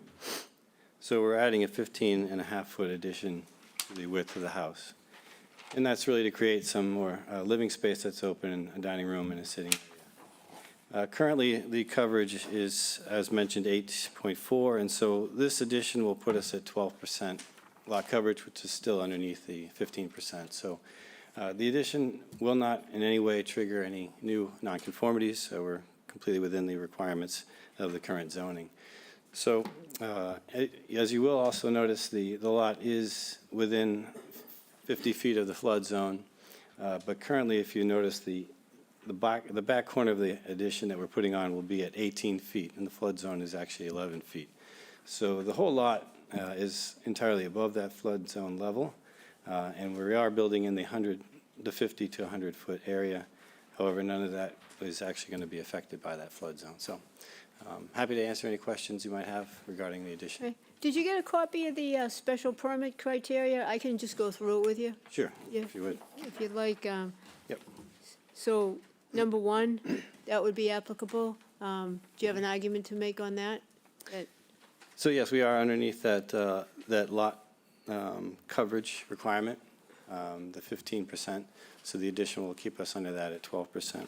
And you think you're compatible with neighboring properties? Yes, and in fact, this is probably still smaller compared to a lot of the houses that are being built in that and added on to. Closer to that 15% is a lot of the neighborhoods. And your suitable site? Yes, the site has plenty of room, and as I mentioned, we're not going to be impinging on any of the setbacks. It's kind of a uniquely shaped lot, so, but we're not taking advantage of any of the areas. There's no trees that are being removed. It's an open area. And impact to scale sighting and mass, so you don't think there really is one on the visual No, character? we're very much in compliance with the neighborhood. Yeah, okay, I think the rest of them sort of speak for themselves. Is there anybody here on Microsoft Teams that wishes to speak in favor of this application? If so, please raise your hand. No? Okay. Read the correspondences. On 12/2/2025, Judith Giorgio tells us that she received the plan to add an addition to the dwelling at this property, including an additional bedroom in the basement. The property is an existing 4-bedroom dwelling. A 5th bedroom is not allowed under the Board of Health nitrogen loading regulation. The basement bedroom must be removed. The new addition and deck will not encroach on the existing septic system. Next, we have a note from the Conservation Commission, and the property does not appear to be within their jurisdiction, so they don't need it to be conditioned from them. And that was on November 18th, 2025. Do you want to respond to the health agent? Yes, we will. So we were discussing which bedroom to keep and not keep, and so in this particular case, I think we are going to, not have the basement Yeah. bedroom. So you'll send her a set of plans? We'll keep it to 4. Yeah, we won't be having that. And you'll show her that, yes? Yes, yeah. Okay. Currently, these plans were submitted, so since then, we've made the change. Yeah, sure. It happens all the time. I'm All sure right. it does. Is anybody, let's see, I already did, no. Is anybody here on Microsoft Teams wishing to speak against this application or has a question? No. All right. Are there any questions from the board on this? No. Paul? I'll move to close the hearing, move into deliberations. Dave Veach seconds and votes yes. It votes yes. All votes yes. Ginny votes yes. As do I. Okay, deliberations. Ed?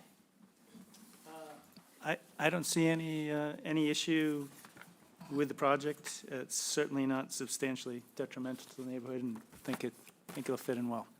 Nice job.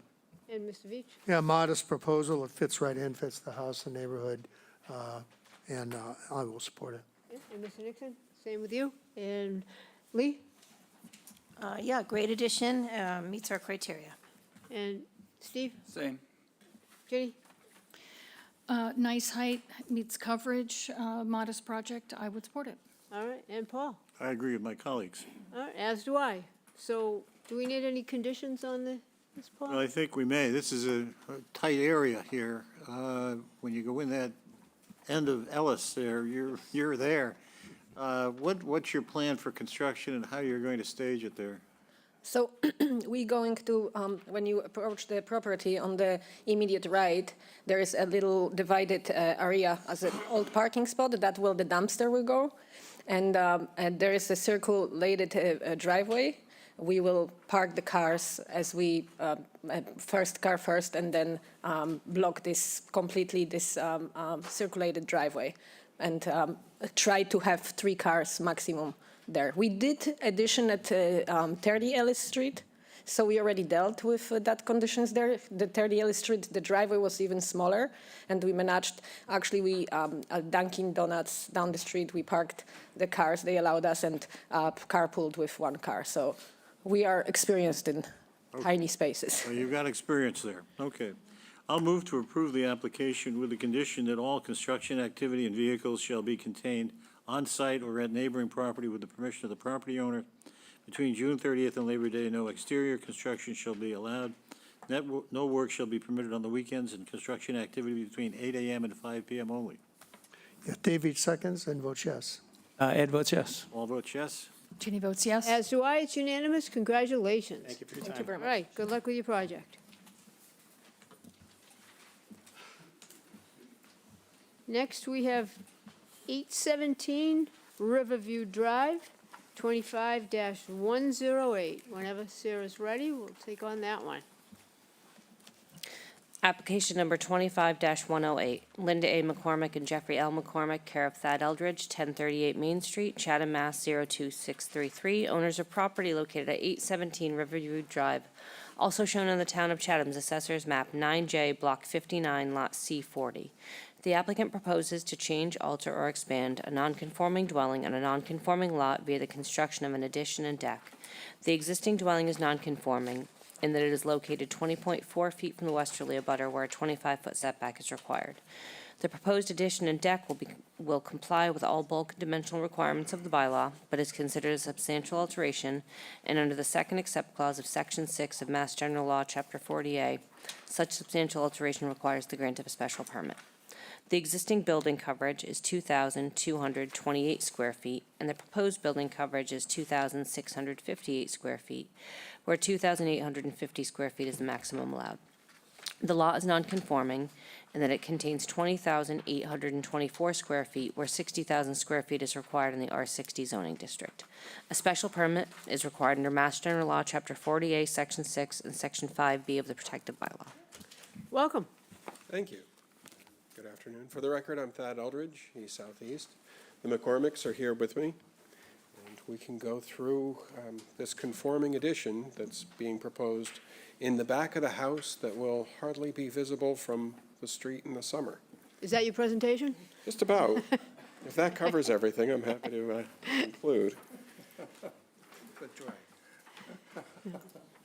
The building coverage is less than the max, even with the addition. It's similar to other homes in the neighborhood. I've provided a vicinity map that shows the size of those homes in the nearby. I made a little tangent about Echo Street having smaller homes, and if you consider River Bay its own neighborhood, it's even better. But if you consider everything, it's still a little more than the average, but certainly not as much as the greatest. The nonconformity is increasing by 412 square feet.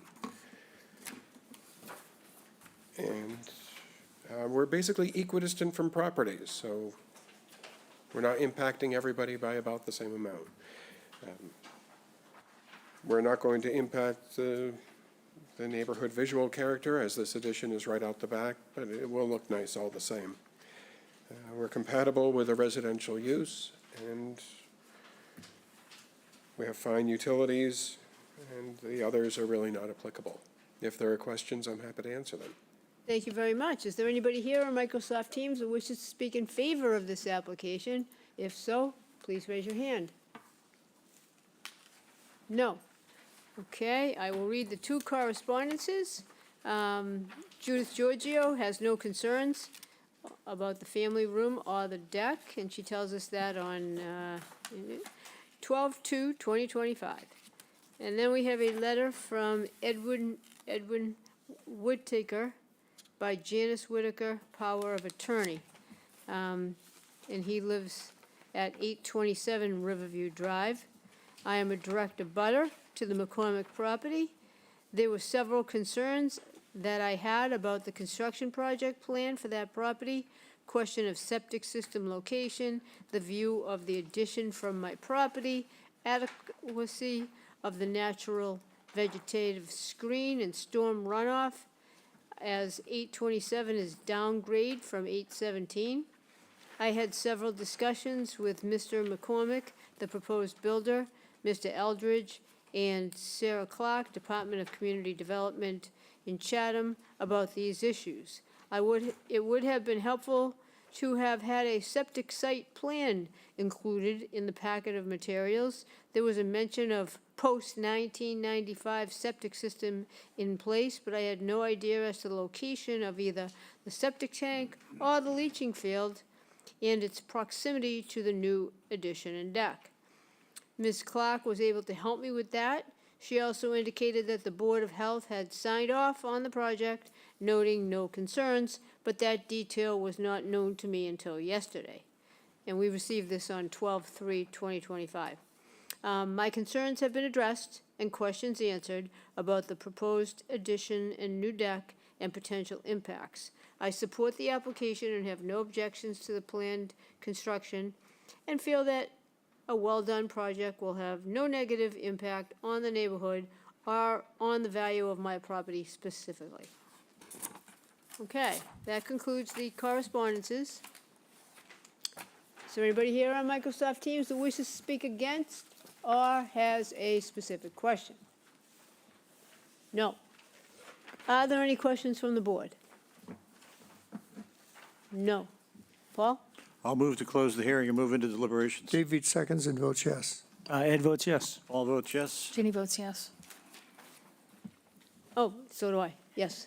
Sorry. All right, let's do deliberations. Mr. Nixon, any deliberations on this from you? No? Ed?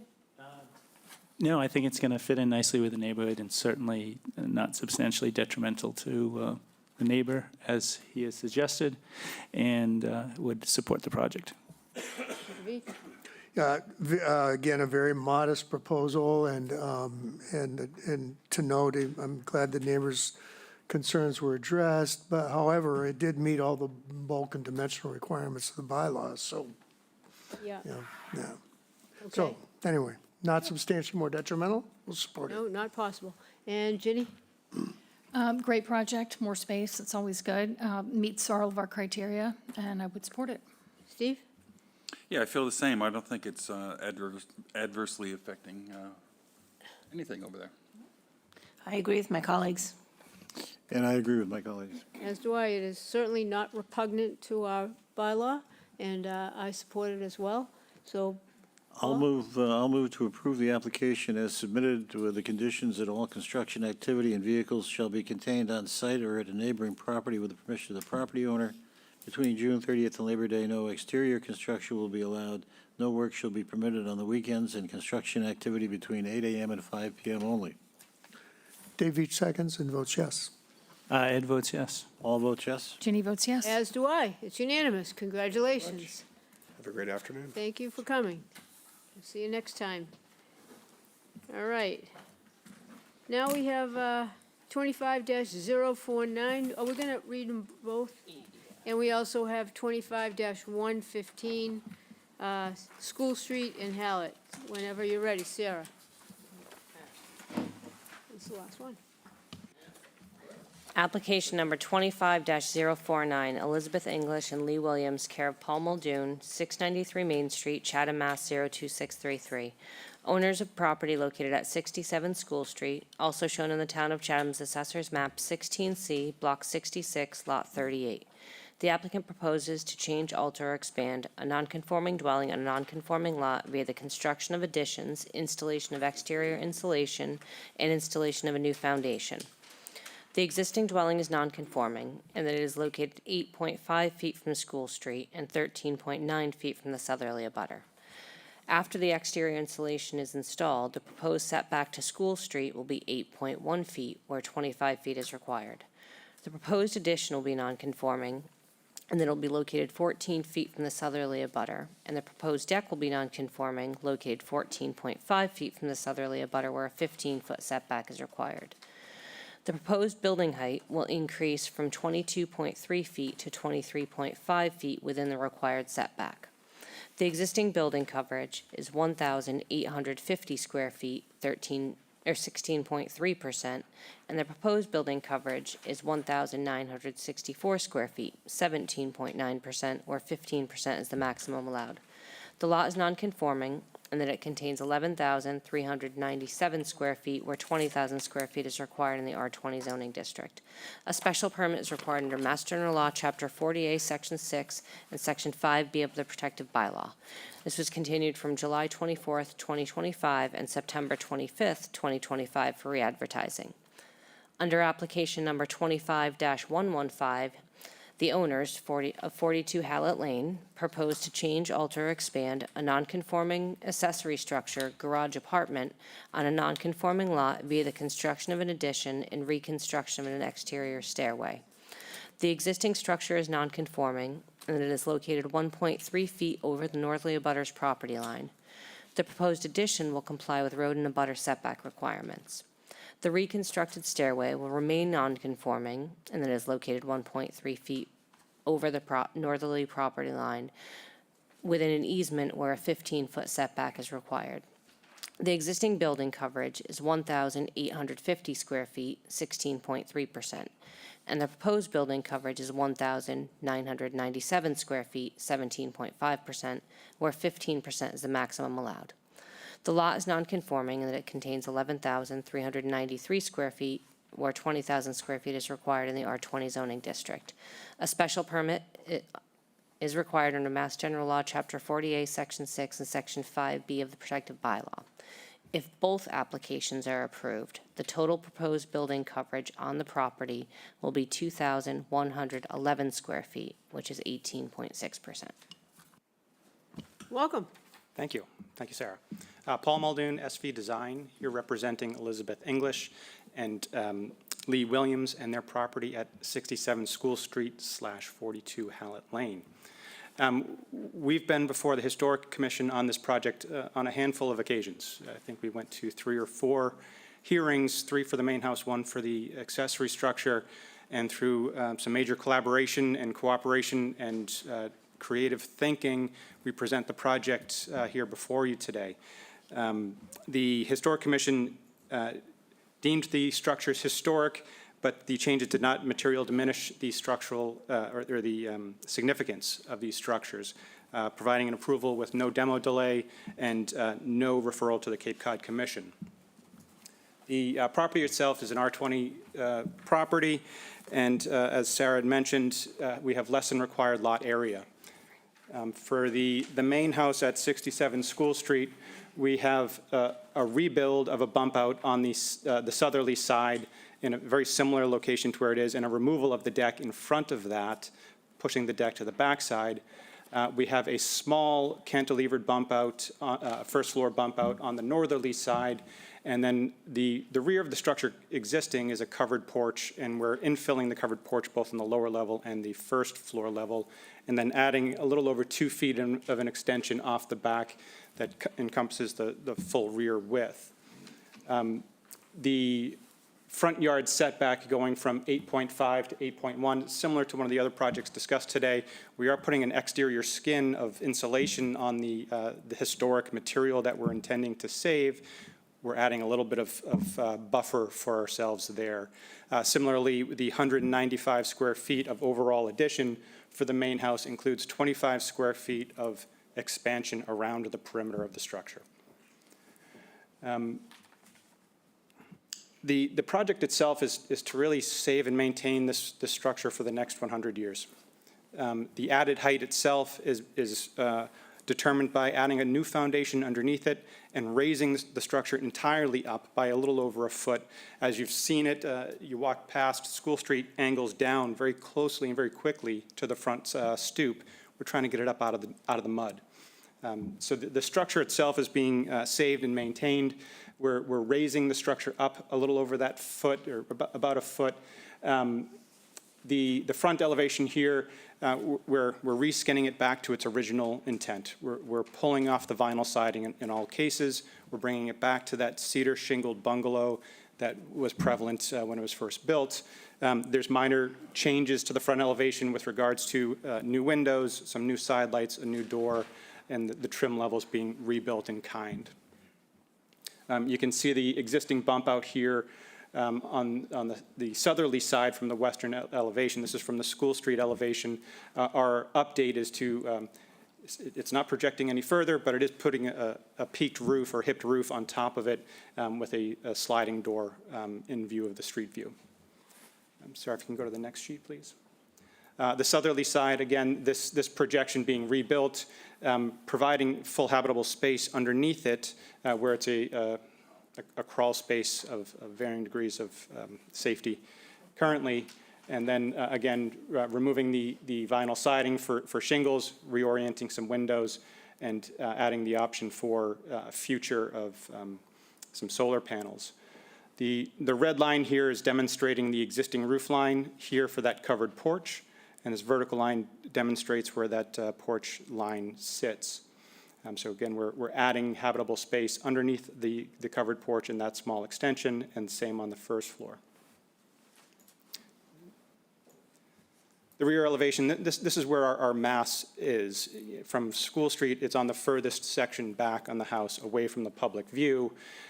We've maintained a strategy that the covered porch was an addition to the original house. So we've maintained that strategy of having a roof line sit below and almost detached from the main roof line. So you can tell here's the original structure versus the new structure.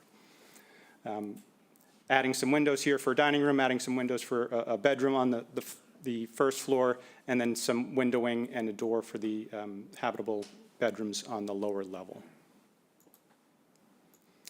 The northern elevation changes by adding this one-story bay window projection. Again, you can see the red line of the profile of the original structure, adding some windows here for a bedroom on both the upper and lower levels. As Sarah had suggested, the building coverage for this particular project is a little over 1% at 195 square feet, increasing from 16.3 to 17 and change. The overall expansion of both structures at 2.3%.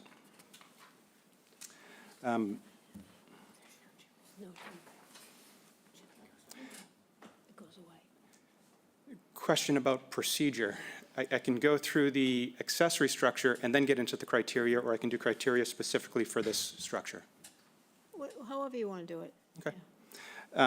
The criteria for this particular structure, the adequacy of the size of the site in terms of the proposed use, the use isn't changing.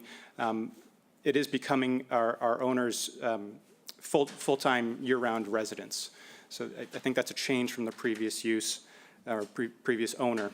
The existing non-conforming lot is less than required.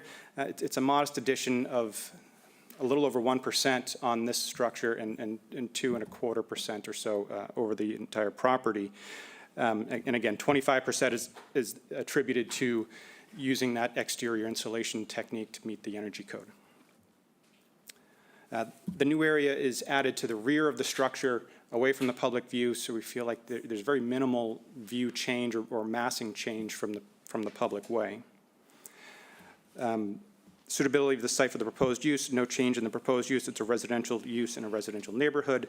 No impact on traffic flow and safety. Impacts of the neighborhood visual character, including views and vistas. We are raising the structure by a small amount. We don't feel like that interrupts any views or vistas. We do feel like the visual character will be brought back to its original intent. You know, removing the plastic wrap, removing the vinyl siding, and bringing it back to the gem that it was is really part of our heart and soul in this project. The adequacy of the method of sewage disposal. Judith Giorgio made some comments, and we'll get to that. She noted an upper-level bedroom. There is a space up there. It has a 6'2" ceiling height, no egress, and a dangerous stair, non-code compliant stair. We're transitioning that space that is deemed non-habitable into a bedroom in the lowest level. So we're still maintaining a 3-bedroom home, an upper level of storage, and then the fourth bedroom on the property is inside the apartment. I did speak with Judith. She mentioned that would be put in her notes, and she accepted that rationale. Adequacy of the utilities and the public service. We will upgrade the electrical service from 100 amp to 200 amp, servicing the main house and the accessory structure. No additional noise and litter will be created by the modest addition. Compatibility of the proposed use with the surrounding uses. It's residential use in a residential zone, and again, a year-round home, which might be a little bit different than some of the neighboring properties. Impact of the natural environment, including slopes, vegetation, wetland ground, water, and water bodies. Something that's very important to the owners are the gardens that they will produce along the northern and southern sides of the property. It's an homage to one of their children who's passed. It's a series of gardens and terraces that will be produced on this property to beautify, to give some visual character, and to be more in tune with the neighborhood. I feel like those are all very positive things. Visual impact of the neighborhood and town, visual character as a business establishment, not appropriate. Okay, very good. Okay.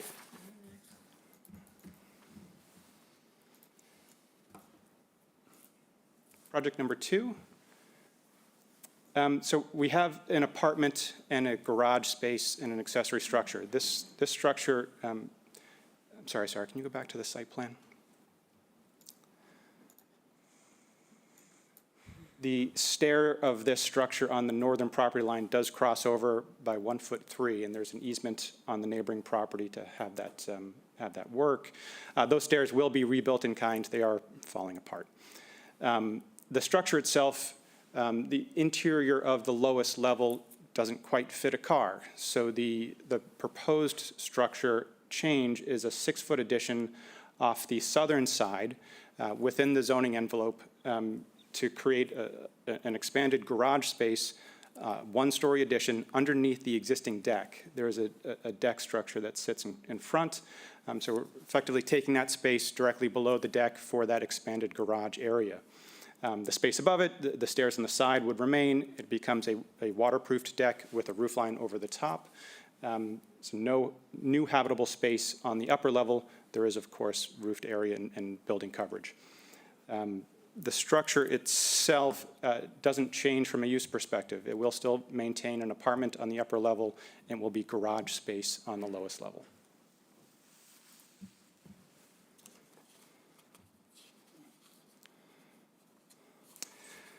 The structure itself, the building coverage will increase by 147 square feet, and in this particular case, going from 16.3 to 17.6. Again, with an overall percentage increase on the property, 18.6, a little over 2.25%. The criteria is very similar, and I can run through that if you like. No, you don't have to do that. Okay. Thank you very much. I'm happy Is there to take any anybody- questions. Yep. Is there anybody here, our Microsoft Teams, that wishes to speak in favor of this application? Please raise your hand. Seeing none, I will read the correspondences, and starting with this School Street, and we have 5. So Christina Bassett, on Tuesday, 12/2/2025, from the CHC, tells us that after a few meetings and many alterations by the applicant, they found the structure to be historically significant, but the changes did not materially diminish its significance, and they did not impose a demolition delay. They also reaffirmed that this structure is a contributing structure in the National Registered District, but the changes do not warrant a referral to the Cape Cod Commission. Judith Giorgio, our health agent, writes on 12/2/2025 that she reviewed the plan to add an addition to the dwelling at this property, including an additional bedroom in the basement. The property is an existing 3-bedroom dwelling, including an upstairs attic bedroom, and is not shown on the existing plans. The 4th bedroom is not allowed under the Board of Health nitrogen loading regulation. The lot is approved for a total of 4 bedrooms, including the garage apartment. Next, we have a note from Susan Hajar and Timothy Donovan from 12/3/2025. They are the owners of 61 School Street in Chatham and would like to share their main concern for the proposed work. We would like to ask that no external construction is done between June 1 and September 30th. We rent our property to vacationers during these months and would not like to impact their stay with noisy construction. Next, we have a note from Robert and Winifred Lear from Monday, 12/1/2025. We are the owners of 44 Hallett, which is an abutting neighbor to these 2 applications. We rent this property on a short-term basis throughout the year, particularly in the summer, and periodically stay there ourselves. This is a typical old Chatham village. The structures are quite close together, and construction noise quite intrusive. Therefore, we are asking that the board add as a condition to approval that outdoor construction do not take place between June 1 and September 30th. Thank you for your consideration. Next, we have a note from Craig Capel November 24th, 2025. I'm writing about 67 School and 42 Hallett. I own the adjacent property at 40 Hallett. I have owned this house since 2005. Over the last 20 years, this house has been used exclusively as a summer rental property. I have many repeat renters. I am totally supportive of the architectural plans that were recently approved by the Historical Commission for 67 School Street, as well as the plans for 42 Hallett Lane. My property is an L-shaped, 9-foot right-of-way access photo, let's see. A photo of his mortgage inspection plan was attached. This right-of-way is the only vehicle access to 42 Hallett Lane and the rear of 67 School Street. His concerns are that about construction and traffic and using the right-of-way during the project. The right-of-way is only 9 feet wide. Large trucks are too wide to be able to traverse it. The potential exists for damage to the driveway, my garden, fences. Access through this right-of-way is further complicated by the fact that Hallett Lane is extremely crowded during the summer. Trucks would have difficulty making the turn.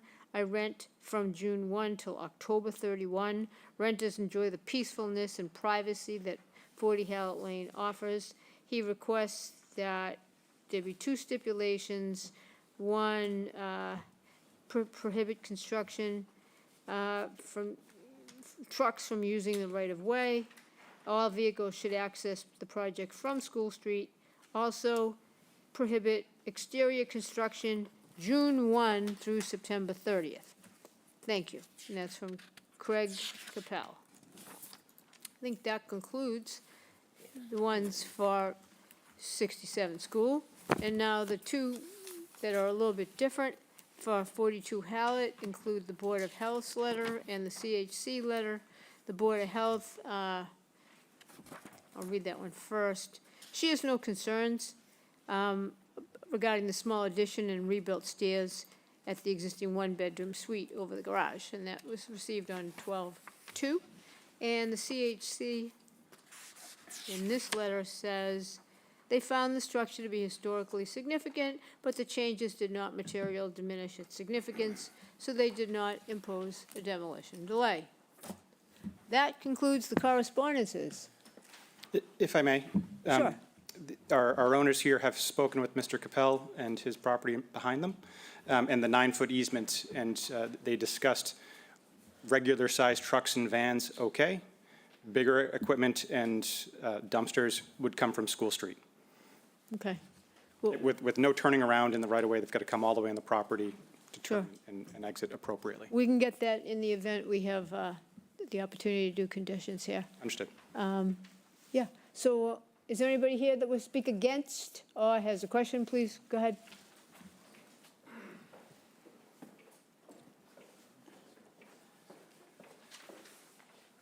Brian Phillips, 374 Orleans Road. I've been following this project all the way through the historical committee meetings. I'm well aware they made a lot of compromises on this project.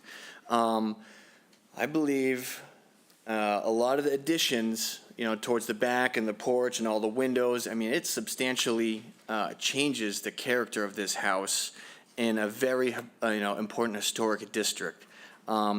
I mean, it seems like it kind of breaks all the laws already, and you would have to, approve, variances or special permits, whatever you guys do. And I don't know, it's just too much. It was a beautiful little Cape Cod house, and now it's being turned into, I don't know. I don't want to be too negative. I just don't really like the look of it. I do think it substantially is detrimental to the neighborhood. It really takes away, the character and the charm of this house. Again, I don't know if I'm going to be able to properly express how much I disapprove of this, but I think that's all I'm going to give you guys. Thank you. Yes, you did. Thank you. Okay, anybody else have a question or wishes to speak against? No. Okay, thank you very much. Questions from the board? Are there any? Yes, okay, we're going to go through then, absolutely. Steve? Well, Are we specifically asking questions on 67? You can ask for or both, either? either. So my question would be the stair that is over the property line.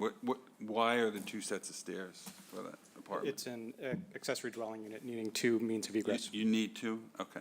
Okay, that's it. Thank you. Ginny, question? Yeah, so, the chimney, I know Historic weighed in on the changes. Does that go, that went away? That's not being? Yeah. Okay. Just wanted to confirm that. I didn't see it in the image. We had added a chimney to the side elevation at one point, and that was the bone of contention. We removed it from this project. Okay. And then, does Historic weigh in on solar panels? I was just curious. As a general They were rule. part of the application, part of the drawings package. And they didn't comment on that? Okay. So I was just curious. Is the garage an ADU? I guess it could be considered an ADU. It's historically been called an apartment, and from the Form B, that was its original intent, and it has a kitchen facility, it has a full bathroom, and essentially a Well, studio you didn't mention it, but it is noted on your pages, so I didn't know if you're technically calling it that, and then because you're a little bit over building coverage, and you would get that as part of the, but you're not putting it as like the restrictions, the deed restrictions part of it, or, I just wanted to clarify. We're calling it an apartment because it's historically been an apartment. Okay, so that, you don't, it's not, this isn't really what. Okay, understood. Okay, I just wanted to know. Those were all the questions I had. Thank you. Thank you. Questions, Lee? Questions, Paul? No, no questions. No? Anybody over here have any questions? Yes, Mr. Nixon? The cupola that you put on top of the garage Yes. seems way out of place for the old village. Essentially, it's signifying the accessory to the main structure. You know, it's a, in a former life, could it have been a barn? It may have been. It wasn't. Right. But we It feel like wasn't. there was a chimney structure there that's defunct, that's not servicing anything other than a leak in the roof. And we felt like having the cupola and the weather vane up there was an appropriate alternative. It seems to me it should be removed.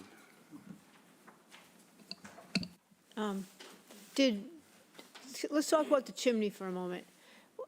I listened to all those different hearings as well. I thought they wanted the chimney, the historic board. Didn't they want the chimney? The chimney that we placed on the side, they did not want. Where did they want you to put it? They didn't offer an opinion on where it was, just that it was more intrusive and changing the streetscape. So we had a chimney on the southern elevation, closer to the front of the house. There's a family room in that space. We're still putting a gas fireplace in that space, but the wood-burning fireplace and brick chimney associated with it has gone away.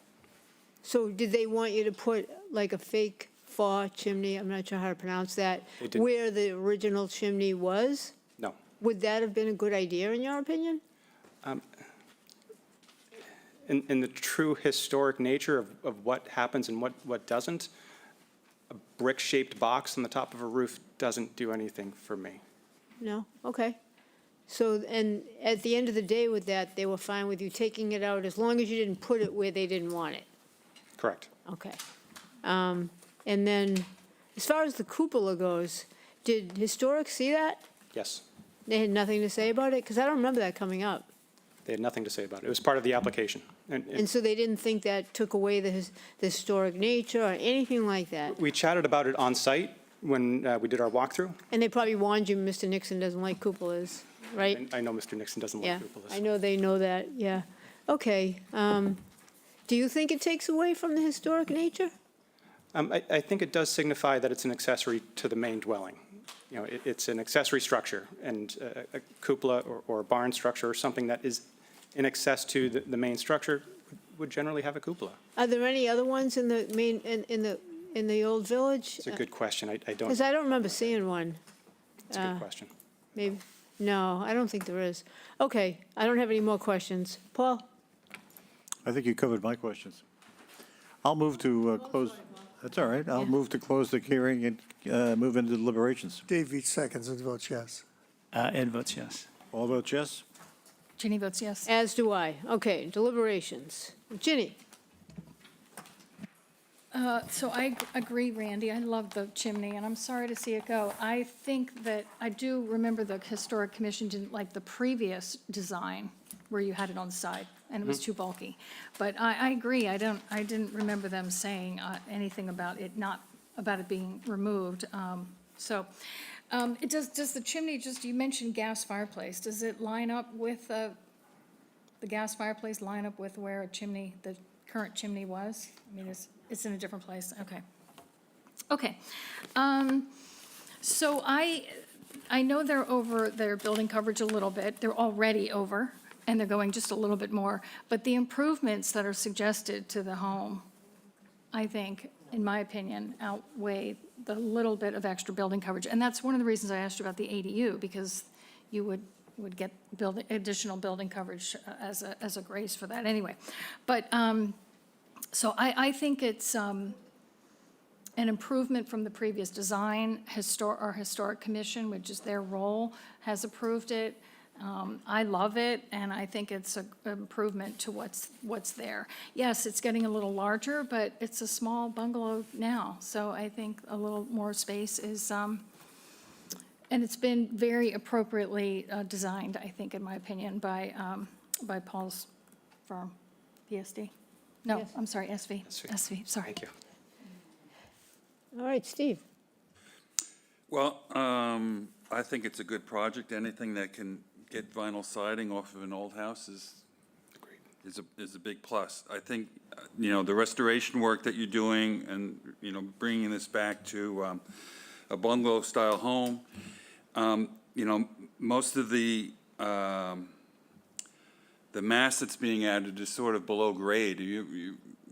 It's behind the house, so you're not even going to see it, I don't think, from School Street. Agreed. Anything you can do to restore that house is a good project. As far as the garage goes, the ADU or the apartment, I think that needs a little dressing up, and I think this is going to help that out as well. So it's a good project, very good. Lee? Well, excuse me, I love this plan too. I especially like the fact that the garage is now included in the plans. I don't think it was before, but I could have missed that. But I think that it's a very, really great renovation. School Street is a really special street. It's a historic street. There have been a lot of renovations over the years, beautiful jobs, and I think this is going to be one more. Thank you. Paul? Yes, I think you've certainly been worked over by the Historic Commission, and it's been a good process, I think, to develop something that's attractive. I think your perspective from School Street will remain substantially the same, which is important. I think overall, it contributes very well to what we're trying to do here. And Ed? I agree with my colleagues. I think it's going to be an improvement to the neighborhood. I think it's going to fit in perfectly, and getting rid of the vinyl siding certainly is going to make it look more historic. Yep. And Mr. Veach? Yeah, sometime in my spare time, I'll have to review those Historic Commission meetings. Because when I look at the original proposal that he brought into us, and I look at where they ended up, I'm hard pressed to see what took so much to get there. Because I thought the initial was sensitive to the building and would have fit, the streetscape. But that's my thoughts. I'm not on the Historical Commission. Nice job, very nice job, and and consider also. And I'm considering, maybe I'm speaking personally too, because first of all, they're going to raise the house up about a foot to get away from the pitch. And I've done that, had to do that. And you won't really, that difference won't be obvious when it's completed. And the goal here was to convert that house into a year-round home. And so I think they've done a very good job of that in a way that totally honors the building itself and the streetscape. A very, very nice job. So I'm very much in favor of it, and we'll support it. And Mr. Nixon? Yeah, I think overall, it's excellent. I will go back to the cupola. I don't buy the story that makes the garage subservient. You know, it's just totally out of the place down there. And I would propose that in our conditions, we include one that says no cupola on that building. And I think, if I remember right, with all those meetings, wasn't it always about the chimney every single time? I could have sworn there was not a lot of other. There was maybe two of them that were very specifically about the Every chimney. time, And it was yeah. the new chimney, it was the new location and Yeah. the former location of the defunct. They kept sending you out because of the chimney, and now we have no chimney, Correct. which, yeah, it seems odd to me. They were very pleased in that last hearing that there was no chimney. Yeah? Yes. I thought, okay. Well, anyway, I think it's great the way you can lift it up, and then, does that make the floors even inside too, when you do that? As best we can, it is a bit of a roller coaster, and the foundation walls are just bulging in and wonky in a number of locations, so it'll be a more secure and more stable home for the future years. And are you okay with June 1st to September 30th, or what would, I mean, your owners are going to live there year-round, and these people all just rent. I feel like they should have first priority over that, Of course, year-round residents. we would stick to the standard condition. Right.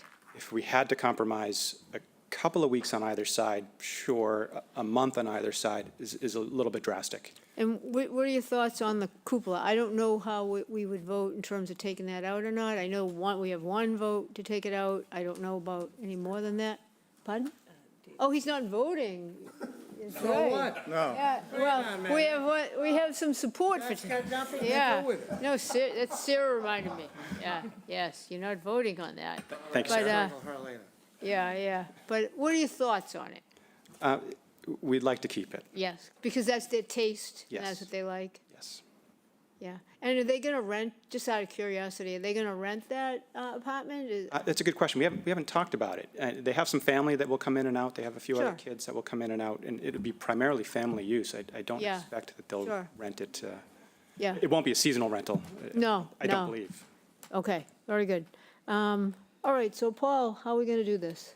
We're Well, going to vote one at a time. I Start think with School we'll Street. deal with them separately. And I guess one question I had with respect to conditions is, how do you want to handle the right-of-way? And I know you've talked with these people, and you've come to what you think is a solution for the use of the driveway.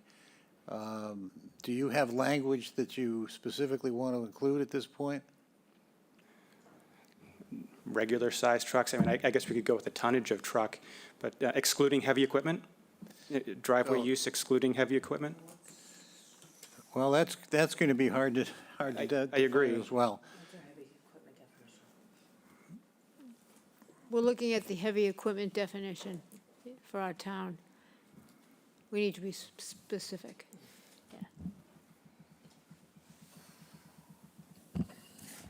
The definition for heavy equipment means any vehicles, truck, tractor, loader, or lifting device with a rated carrying lifting capacity of greater than a ton or a gross vehicle weight of 10,000 pounds or greater. Okay? That seems to me to be maybe bigger than what you're talking about. I hope so. I'm thinking standard pickup trucks and work vans. And you're confining those to what would you describe that area as? The driveway. Driveway. And that would apply to both applications? Yes. Okay. I'll move to, I'm not inclined, at least at this point, to include the cupola issue on the conditions. So I would move to approve the application with a condition that all construction activity and vehicles shall be contained on-site or at a neighboring property with the permission of the property owner, with the exception that the driveway shall be used only by regular-sized pickup trucks and panel vans. And two, that construction between, I'm inclined to say June 15th and September 15th to give some leeway on both sides. Between those two time periods, no exterior construction will be allowed. No work shall be permitted on the weekends, and construction activity between 8 a.m. and 5 p.m. only. So can you second that, Dave, just for the purposes of discussion? I will second for purposes of discussion. All right, so first, let's discuss the time period. Yeah. What do you think it should be? Well, I'm not, first of all, I noted the coordination among the neighbors' letters. Yeah. And, you know, we do this, and we've come to do this as a matter of course, but the longer we need, the more we've delayed or lengthened the project. And it's always trying to find a balancing act.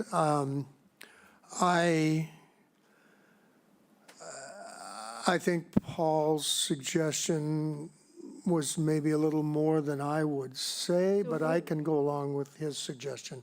I think I'd be more inclined to go 2 weeks on one end or the other. I agree with you. So, and that's about, because, you know, those time, I mean, certainly, and then I guess I would go the 2 weeks in June are a less prime time than those 2 weeks in September. So I could see, you know, what are, You wanna what's our do- norm? how about if we- I can't even remember our normal. Are you going to say June 30th to September 15th? Would that work for you better? That could work for me. So let's just go around and we'll just check, and we'll see what the consensus is. Okay. What do you think, Ed? Just on that? That's fine. I would say our standard ones are fine. I agree with you too, on that too. So what do you think, Mr. Nixon?